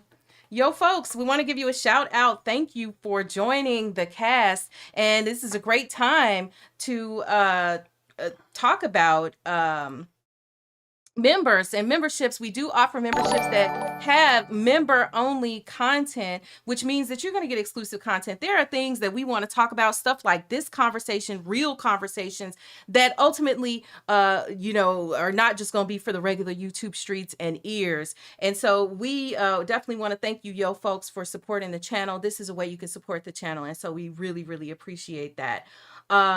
But yeah, so the main thing is we don't want to use black as a scapegoat, and I completely get that. Now within our community, we do have some issues. We do have some issues. Yeah, because especially now, it seems like in the 90s, people were supposedly on code more, Yeah. and now there seems to be a big divergence, right? And people are just discounting it and saying don't talk about race, or we are bringing up race too much, and there are certain people who are like that who hurt the cause, right? Because when you have this swell of people against you, and then everyone is not holding back the floodwaters anymore because they're like, it doesn't matter, then we get in these situations where it's going to be greater unfair sentences and the sorts. Yeah, and the main thing I think is that back to the whole idea of social justice and what his family did. Okay, so just for full disclosure, Jussie Smollett is biracial. His father is white and his mother is black, if I'm not mistaken. And so, the family, they got married at a time where, it wasn't really cool for that to happen. And the judge talks about this in the sentencing. And the judge is saying that, hey, this is, a reason why, of all people, you should not have perpetrated such a thing, and so that's the case. But we want to address that. And then yo folks says that he created a background of social justice. He was the star of Empire. But I think his family did that before him. But a lot of the times you really can't do anything. I ain't gonna say you can't, but a lot of people don't know what to do unless they have actual money, right? So, I didn't hear of this guy until Empire, right? And if he comes along with Empire, make some money, and then start to move around with folks because now people are approaching you with these certain things, then I can't really fault you for that all the way, but I don't know anything about him before that, Right. And I can't say he wasn't on the, black and black tip, Right. And so, here is something also that Jahara says in the chat. Hello, it's the part where white women have made similar accusations against black men, and women have done any time or any fines? Let's be fair. And so historically, we have seen other people make accusations, say things that were not right, do things that were not right, and not be basically prosecuted for it.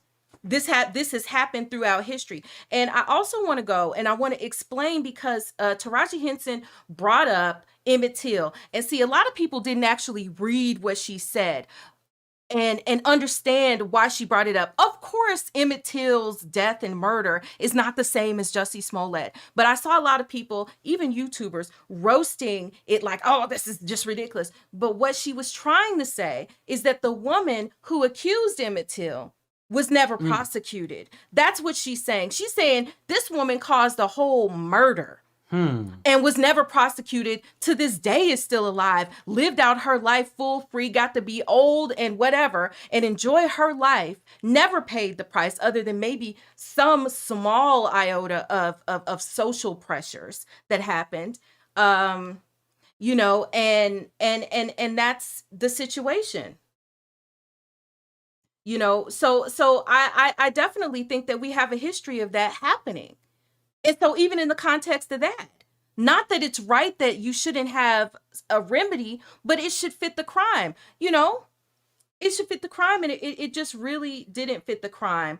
And so Sean says the gay privilege is the answer. You know, here's the thing. Within our community, we have issues with people with all sorts of alternate lifestyles and whatnot. And rather than to get into like the discussion of, you know, rightness or wrongness, it's just historically there has not been a lot of acceptance of that within the community. And I think that shapes the ideas. What is the privilege in a 150-day sentence that's worse than other people? Right? If there is actual privilege. If there is some actual privilege there, why did the gay dude get more time than the presumably straight white guy? Yeah, I don't know. I don't see how. I don't know.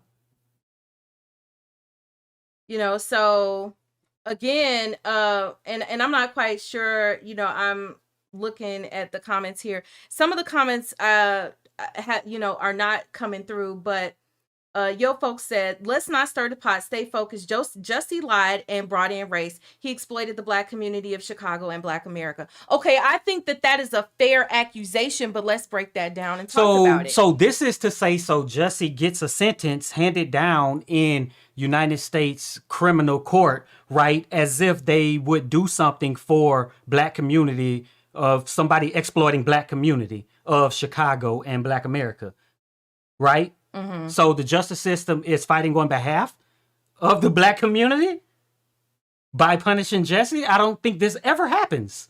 Right. So I don't understand. Right. So back to what I had said earlier, like Jussie lied and brought in race. Okay, let's say we all agree that Jussie lied. Let's just agree with that for the sake of this argument. He lied and Jussie did bring in race. But was his bringing in race wrong and inappropriate if his sentence was more than what other people convicted of the same crime sentence was? That's the question that I need to hear answered. But I think that race is always there because, as Kim Fox said, that you go into the courtrooms and stuff, all you see is black and brown people. As victims, so race does not need to be brought in by us. Yeah. We was brought in on race into the nation, you know? Yeah. So let's go before the sentencing. Did he bring in race before the sentencing? You know, I don't know what he said publicly prior to him actually being sentenced. I guess if the whole thing's a hoax, then he brought in race with that, you know, from the beginning. I guess. The idea of it, like I don't know if that matters. It was clearly a bad idea and ridiculous. Okay, that's what we definitely could say. Sean says, but he never got time.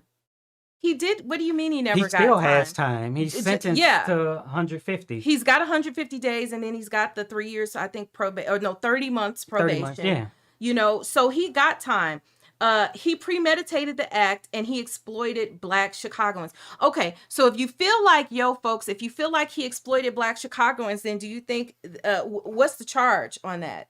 Because here's the thing. People do a lot of things that are not necessarily illegal, that don't necessarily add up to an aggravated charge tagged on to his criminal his criminal charges. You know, that's the thing. Let's, so The point is that some commenters have not addressed the issue of this being a fair sentence or not, but other to say that he's gay and he brought up being black. And if that should be a harsher sentence for bringing up blackness, then that's very unfair towards black people. and here's the other And thing. I would say anti-black. Yeah.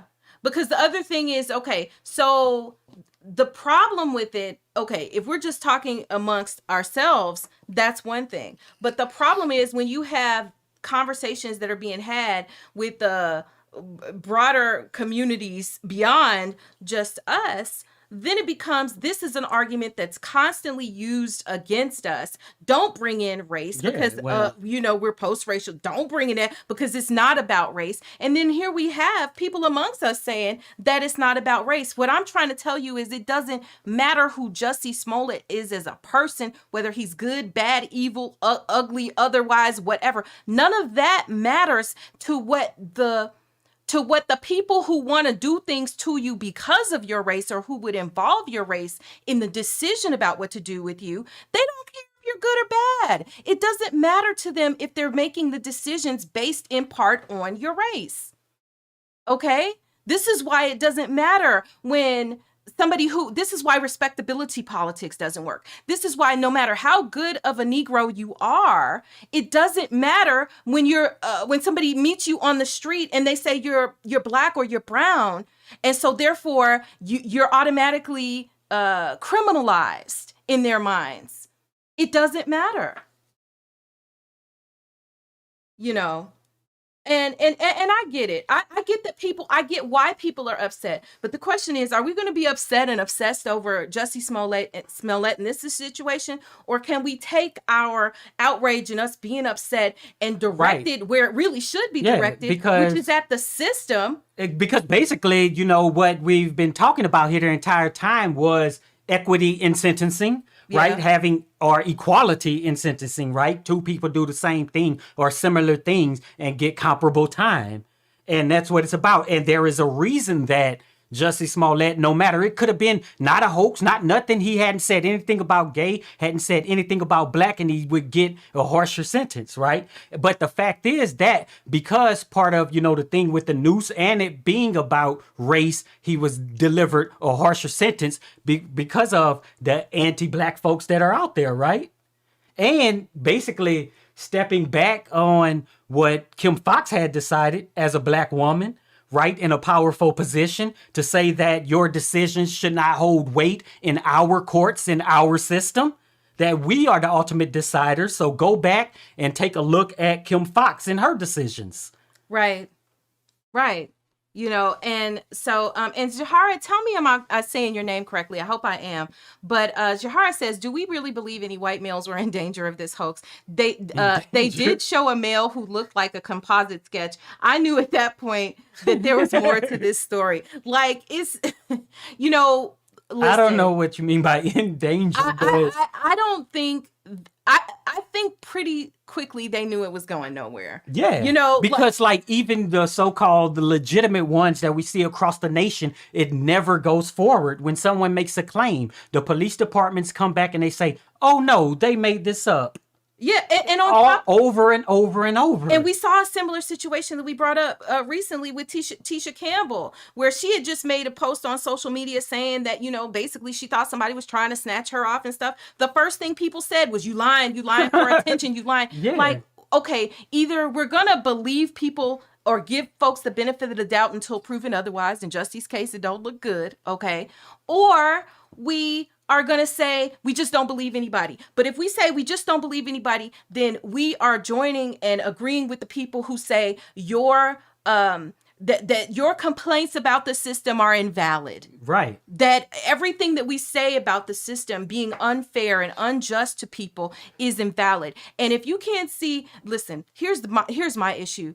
As a black person, if I have the same arguments as people who are essentially the supremacists, we won't even say that word, but essentially if I'm saying the same thing out of my mouth as them, it's a problem. And I need to adjust my attitude And what Yeah. I'm saying, If you're saying the same thing as people who want to bring about your destruction, then you're calling on your own destruction. Likely, it's Right. likely what's going on there. right? So Let's keep going. yeah. So does she? We got way off Kim Fox. I think she finishes out, but let's hear what she says in the end. And look at the disparities. The fascination, 3 years around this case, we'll be examining for years. And I hope so, because in that time period, the cases of missing Black women that don't get the attention, the victims who have to walk past that scrum to go to their courtrooms, and who may feel that their pain and trauma isn't newsworthy, I hope we examine why we were so fixated on this case. Yeah, and why were we so fixated on the case? We were fixated on the case because it's juicy, right? It brought in all those elements. You get celebrity, you got money, you got the politics, you got race, you got sexual orientation, all that stuff. Right. And so it makes a whole lot of sense as to why you would be obsessed with this case. But see, people are obsessed for different reasons. Let's talk about that. Because from a viewer's perspective, it's like, oh, look at Jussie. He did this. Oh, my goodness, Jussie. And then, but for the people who have a problem, imagine, in a lot of people's eyes, it's like, who do you think you are? You uppity, blankety blank person from Hollywood coming up in here. That's not how we run it round here, boy. And we gonna put you in your place. And Kim Fox, if you go and you watch on WGN, and I guess we'll put the link in the description of the video once we're completely done. If you look at the entire video where Kim Fox talks about this, she says that basically this is about undermining her decision that she had every right to make in her position as state's attorney to not prosecute him. That's what this is about. This is about that. This is about what the police union wanted. This is about what, and race is all up and through that. And you can't deny it. You can't deny it. So either you want to parrot the same things as the people who want to bring about the destruction of the people, because or you have to have a different perspective. Because one of the things you will see from the people who want to bring about your destruction, they will all talk about the light sentences or no sentences, or going around parading, cheering and giving big ups to people who slay us, right, and who do all of this. But then at the same time, they're saying the same thing. Oh, Jussie Smollett needs to do 5 years. He needs to do more time. This was not, I can't believe Kim Fox didn't actually prosecute him, and he needs to be prosecuted, right? And we can't be saying the same thing as them. That's the bottom line. We cannot be saying the same thing as them. And, when you look at it, like the people who want to do stuff like that, those are the people who build up George Zimmerman's, put money on his books when he was in jail. Those people that donated to his GoFundMe to the point that he got hundreds of thousands of dollars taking in donations. Pictures with Kyle Rittenhouse and, all the other ones. Yeah, these are the people who turn around after they do stuff that's terrible and then sue the people that are their victims, right? Just like we saw recently, happen. So again, but to back out and to just stay on topic with this, we have to ask ourselves, if at any point I'm saying the same things as the other folks, then I got to question my own sanity in this. Now, and part of this, okay, so let's talk about the moral piece of it. The moral part as a person to say, if I'm a person and I say, everybody deserves to be treated fairly and all of this and that, then where does that lead me if I see that there's wrong? But there's wrong on multiple sides. It's not just, that's the thing about all of this. It's not just black and white. Okay, Jussie, inevitably, somewhere along the way of this, because we don't know the full and open and honest truth about what happened, something went wrong. Jussie did something wrong. I think that's clear to me in the sense that he wasn't truthful. I feel fairly safe to say that Jussie lied about something, because I don't believe what happened that night. But I don't know what every detail that he lied about, because the details that came up are sketchy. Yeah.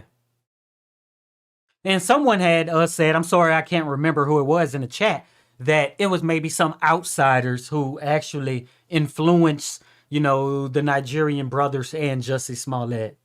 Right. And to then go how on am I and do going to this. believe the Nigerian brothers when the Nigerian brothers is facing charges on their Right. own? So when your So- back is against the wall, what you going to do? Yeah, so when this happened, they were the story that had came out was they were being interviewed, right, by the police. I guess I'll call it an interview.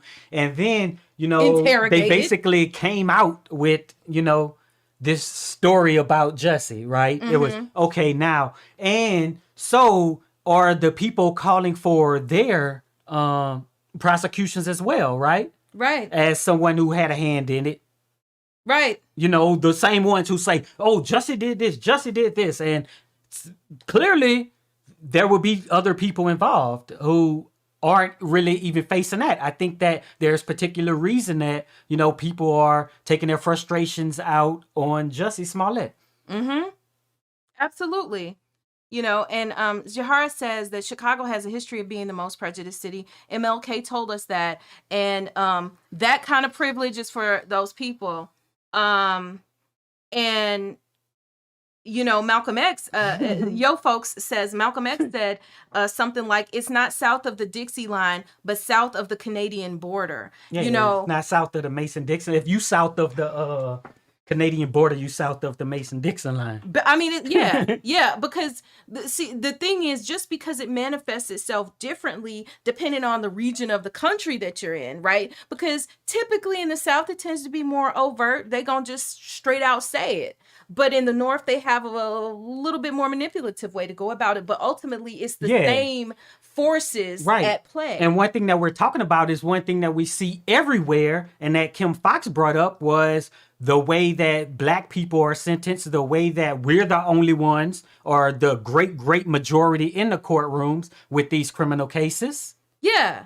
So that is the manifestation of this prejudice and discrimination. Right. And we're the victims and we're the accused. In when you go to Cook County, she's talking about 26th in California. That's Cook County courts and where the jail is on 26th in California in Chicago. So when you go there, who do you see? And I can say that for a fact because when I a couple times went down, got called down for jury duty, had to go down there. And that's who you see. Now, not necessarily in the jury room, but when you look at the jury, when you look at the jury doesn't look like the victims nor the accused. Now, isn't that interesting? But what she's also saying, and back to an earlier point, is that all the attention for 3 years on this case, all the special prosecutors, the money that was spent, far more money was spent on chasing him, prosecuting him, on the attorneys and everything else than would have been spent if they could have figured out a way to squash this much earlier. Yeah. And your folks believe that Jussie Smollett brought down the Black community, but I think that that's not the case. I think that any reason you would say or any blowback from what Jussie did that you could tell me has already been going on and is happening right now. Before Jussie Smollett, we even knew who he was. All of those practices were in place for us to be maligned, victimized, exploited, and anything. Right. And folks, that's the trick, here. Right? The trick is to make you feel like he's ruined the Black community. He's ruined this and he hasn't ruined a thing, because I guarantee if you want to go pound for pound about who done lied, who done stuff, who done got over on the system, and go pound for pound, we can name 10 people on the other side who have done something. And okay, so if you want to say Jussie Smollett, let's say he lied. How many people didn't lie, but still didn't get a remedy for what happened? How many people had things happen to them because of who they were and the color of their skin, but they never got a remedy? They, even if they went to court, right? You get these small victories, you go to court, and then somebody gets 6 months or they get probation for killing folks. Think about that. So I'm not, in my mind, what Jussie did is a blip on the history of what has happened in cases such as this throughout history. Yeah, they're always going to say, oh, because you did this, the onus is on you. It's to point the blame on, as Malcolm X would say, right, on the victim. Yeah. You bring up Malcolm X, then he would tell you them will have you blaming us for what they have been perpetuating. Yeah. And that's how every case is going to be told, and every case is going to be slanted. And then you're going to have people who unfortunately have a harder time thinking beyond just being, because you can be angry, right? You could be like, dang, Jussie, why you do this, right? We can be angry and we could agree that Jussie done effed up, but also say, but at the end of the day, let's put this in the perspective of the fight, of the goal, which is equality and equal treatment, and say, this is just this is a small thing on it. And it's as big as we make it, right? Yeah.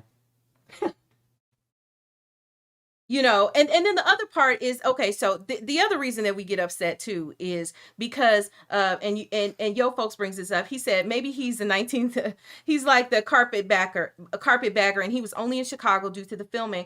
As quiet as kept. Maybe Lee Daniels is the mastermind. Now I had heard on that Lee Daniels, you know, and again, this is allegedly, like I'd heard his name be brought up in, you know, theories about what could have been. Because see, this is the problem with not telling a straight up deal, is it leaves it open for all manner of theories to be thought about, ruminated on. And you know, here on Axiom Amnesia, we talk about theories all the time in movies and stuff. And this is not much. So where is the family from? Different than that. His family is from, you know, I'm not sure where their family is from, but I don't believe they're from Chicago. But nobody from Chicago is from Chicago.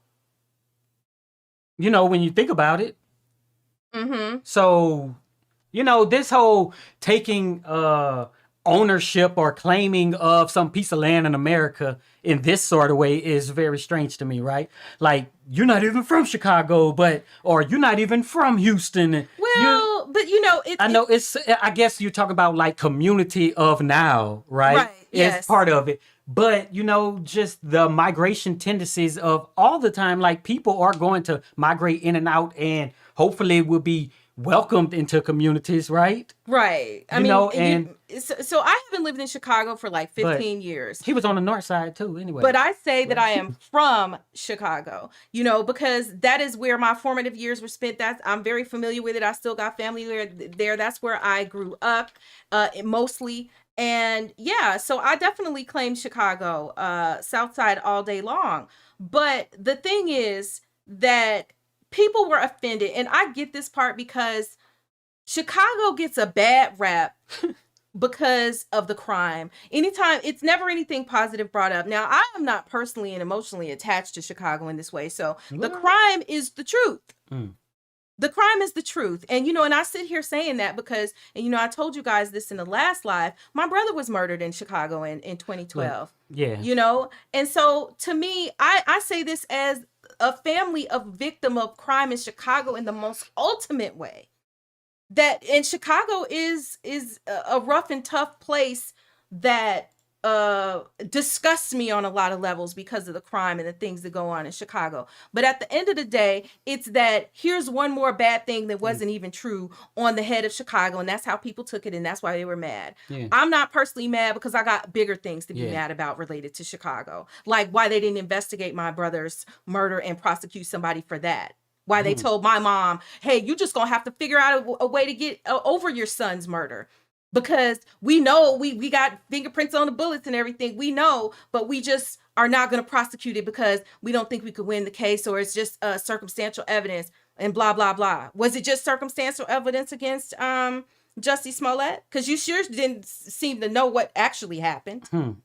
Yeah. But we had time for that, but we don't have time to prosecute actual crimes. Yeah. But C. Wire said now people won't believe real victims. Doesn't matter. Yeah. Well, the point is, the people who you say won't believe real victims did not believe real victims before this, will not ever believe real victims. Yes. It's like you're going to the most extreme people who are against you and saying, now those terrible people won't believe us. When they didn't believe They don't even care about you. The people who know that race is an issue are going to continue to believe people when these things happen, especially when you show that it happened. But I'll tell you, this doesn't change reasonable people. But I'll tell you who it does chip away at. It chips away at us within our own community, right? It makes us have this conversation and say, maybe we shouldn't believe it when folks say, Yeah. and absolutely that's the wrong way to approach it. We should be believing people because we know historically things have happened. And just because it's 2022, it wouldn't surprise me if somebody got fashioning a noose right now today to do something crazy. Because that we're still in the times where stuff happens. You know, and folks said also this storyline has not appeared or is not talked about on MSNBC. I only see it on Court TV and YouTube. You know what? I hadn't been watching MSNBC nor really CNN because we tend to get our news kind of specific to the case. You know, we're not just sitting up consuming hours of cable news. So I can't vouch for what was actually covered, but probably the reason it wasn't covered as much lately is because, you know, we got other things in the world going on that make better storylines than this. Yeah, and you know what the mainstream media, you know, it's only I guess a couple networks, right? And they have limited time and they have the big stories that they want to cover, right? Yeah. So you got your whole Ukraine thing right now that was going on at the time, and I think it like happened the same day. I believe like maybe close to it. Yeah, it was like really on the heels of that, you know, and I believe on CNN there was a blip. Jussie Smollett was sentenced, and then they went back to, you know, those big stories that they really like to tell, you know, and sitting around waiting for Biden to come and give a speech. You know, that's just how, you know, you just need to accept that from the mainstream media because, you know, they have whatever they want to cover and what they think is important, right? Yeah. Kim Foxx, who's the state's attorney there, who made the initial decision that she wasn't going to actually prosecute the case, which a special prosecutor was brought in to that essentially prosecuted and all that. We're going to talk further about that. But this is, I think, something that people are missing in the details. So one of the things is you have your elected officials who make decisions, right? And then you had a woman who did initially make a decision on whether or not he would be prosecuted and what punishment there will be. And then it comes back to just say, hey, now we need to kind of disregard that, you know, what this woman has decided. Right. And then let's do something else because somebody, a judge who just out of the blue decided that he didn't like however it was disposed, right? And let's look at Kim Foxx did an interview with WGN, which is Channel 9 in Chicago. And she talks about why and how this sentence came to be and why the sentence was not right and the implications of the sentence. It's been 3 years for a class 4 felony where a decision was made. And for the last 3 years, there's been this deliberate attempt to upend the decision that my office made. So that's basically, you know, what I was saying, right? The office made a decision, one of the highest elected positions, right, in that sort of a discipline, right? Right. Yeah. Right. Mr. Smollett was given 150 days in Cook County Jail. Last time the special prosecutor had a case of RJ Vaneco, the man who was accused of punching and killing someone. He got 60 days in jail.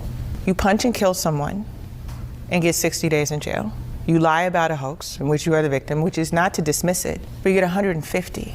And so what I would say is that Cook County's criminal justice system has had racial disparities throughout, and this is a clear example of what that racial disparity looks like.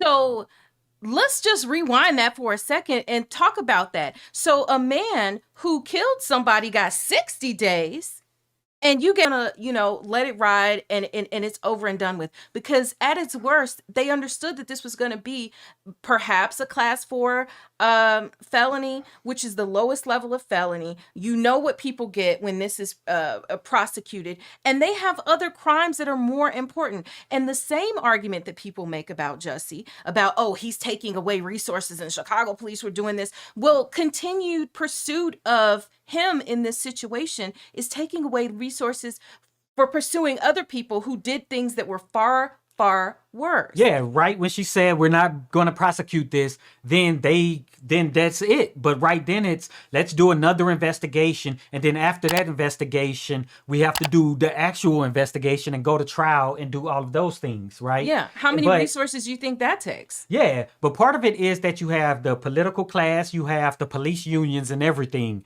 who are basically saying that we don't like this type of person, right? We don't like this going on. We don't like what her office had been doing. And so let's just, and it hurts you politically as well if it's, we're going to bring in a special prosecutor and investigate you. Yes. As well as investigate this supposed, this hoax, Because that's what the special prosecutor was actually there to find out, was to find out if Kim Foxx had any inappropriate contacts with Jussie Smollett's family, and whether she had any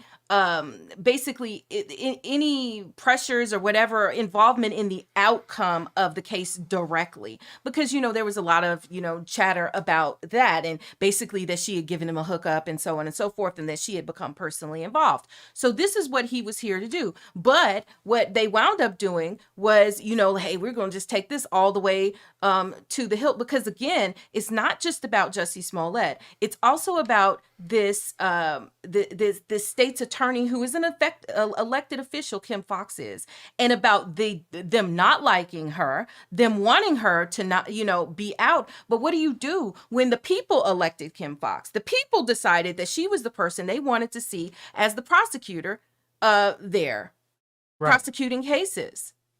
So let's continue to listen. Sending you to prison or sending you to jail for 150 days? Is that what accountability looks like when we don't do that on other class 4 felonies? We don't.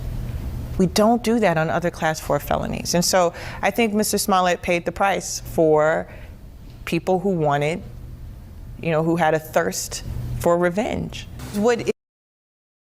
So again, she's reiterating, they wanted to get back not just at Jussie because he made, the city look bad or whatever the perception was there, but also to get back at her because they want to undermine every decision that she makes, because this is Chicago politics. And being from Chicago myself, I'm familiar throughout all the years with, the way Chicago politics works. And it is a machine, and it is ugly, and it is dirty. And this is part of the turnings of the wheels of that machine.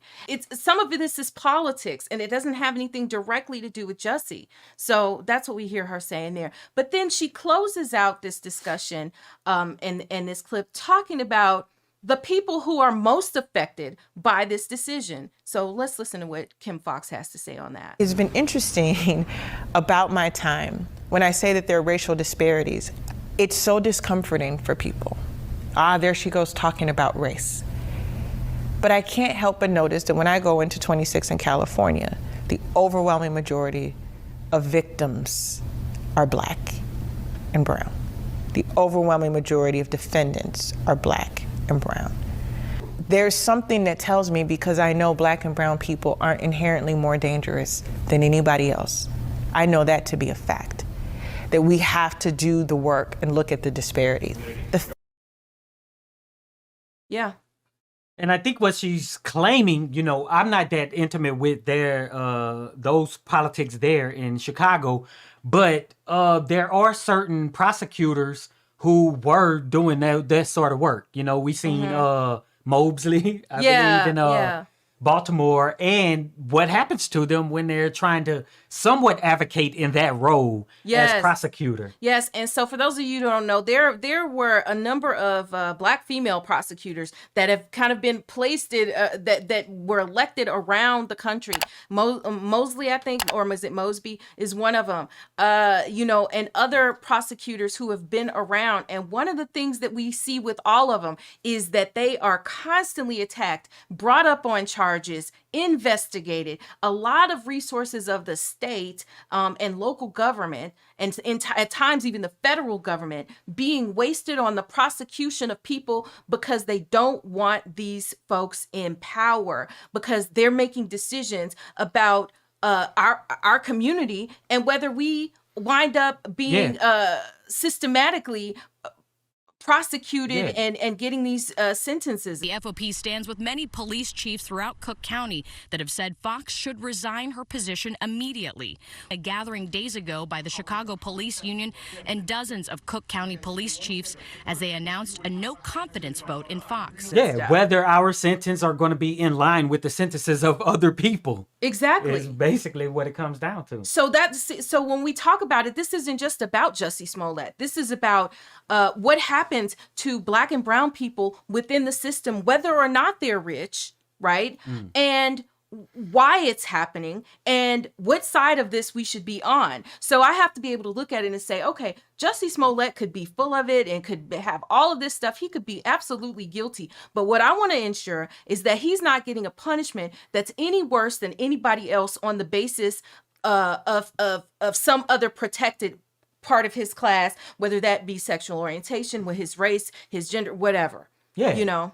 And it could be, it could be race, gender, sexual orientation, or economic class as well, too. Yeah. Yeah, Right? because we see that a lot, right? Yeah. We see that a lot. And if the upper class of Blacks are getting worse sentences, what's that going to mean for so-called lower classes? Yeah, for people who and don't then- have the money. Yeah, for and the then we're defense. celebrating getting stuff, and then someone who doesn't have the resources of a Jussie Smollett come along, and then we're like, why is this person getting this sentence when we've advocated for it for someone else? Right, because they don't have the money to fight it. What we're seeing here in a lot of this stuff, and people are like, oh, they're just, doing whatever antics. This is the way the criminal justice system and the court system in general is played out. People who have money do all kind of shenanigans in court. And what they basically did and were trying to do to Jussie Smollett. If you look at how the judge was like, you're a charlatan, you're, come on. Yeah, then if you look at the police union, right? Remember they were talking about why there ain't no Black people over here at this police union in Chicago. Yeah. If you look at them, if you look at the judge, you look at the special prosecutor, and then you look at Kim Fox. Yeah. There's a difference of what's going on there, too. Yeah, That's part of it. obvious difference, right? Yeah, and those aspects are always at play in American politics. And look at the disparity. The fascination, 3 years around this case, we'll be examining for years. And I hope so, because in that time period, the cases of missing Black women that don't get the attention, the victims who have to walk past that scrum to go to their courtrooms and who may feel that their pain and trauma isn't newsworthy, I hope we examine why we were so fixated on this case. Yeah, and why were we so fixated on the case? We were fixated on the case because it's juicy, Yeah, right? it brought in all those elements. You get celebrity, you got money, you got the politics, you got race, you got sexual orientation, all that stuff. Right. And so it makes a whole lot of sense as to why you would be obsessed with this case. But see, people are obsessed for different reasons. Let's talk about that. Because from a viewer's perspective, it's like, oh, look at Jussie. He did this. Oh, my goodness, Jussie. And then, but for the people who have a problem, imagine, in a lot of people's eyes, it's like, who do you think you are? You uppity, blankety blank person from Hollywood coming up in here. That's not how we run it round here, boy. And we're going to put you in your place. And Kim Fox, if you go and you watch on WGN, and I guess we'll put the link in the description of the video once we're completely done. If you look at the entire video where Kim Fox talks about this, she says that basically this is about undermining her decision that she had every right to make in her position as state's attorney to not prosecute him. That's what this is about. This is about that. This is about what the police union wanted. This is about what and race is all up and through that. And you can't deny it. You can't deny it. So either you want to parrot Yeah. the same things as the people who want to bring about the destruction of the people, Yeah, because- or you have to have a different perspective. Because one of the things you will see from the people who want to bring about your destruction, they will all talk about the light sentences or no sentences or going around parading, cheering and, giving big ups to people who slay us, right? And who do all of this. But then at the same time, they're saying the same thing. Oh, Jussie Smollett needs to do 5 years. He needs to do more time. This was not, I can't believe Kim Foxx didn't actually prosecute him and he needs to be prosecuted, right? And we can't be saying the same thing as them. That's the bottom line. We cannot be saying the same thing as them. And when you look at it, like the people who want to do stuff like that, those are the people who build up George Zimmerman's his put money on his books when he was in jail. Those people that donated to his GoFundMe to the point that he got hundreds of thousands of dollars taking in donations. Pictures with Kyle Rittenhouse and all the other ones. Yeah, these are the people who turn around after they do stuff that's terrible and then sue the people that are their victims, right? Just like we saw recently, happen. So again, but to back out and to just stay on topic with this, we have to ask ourselves, if at any point I'm saying the same things as the other folks, then I got to question my own sanity in this.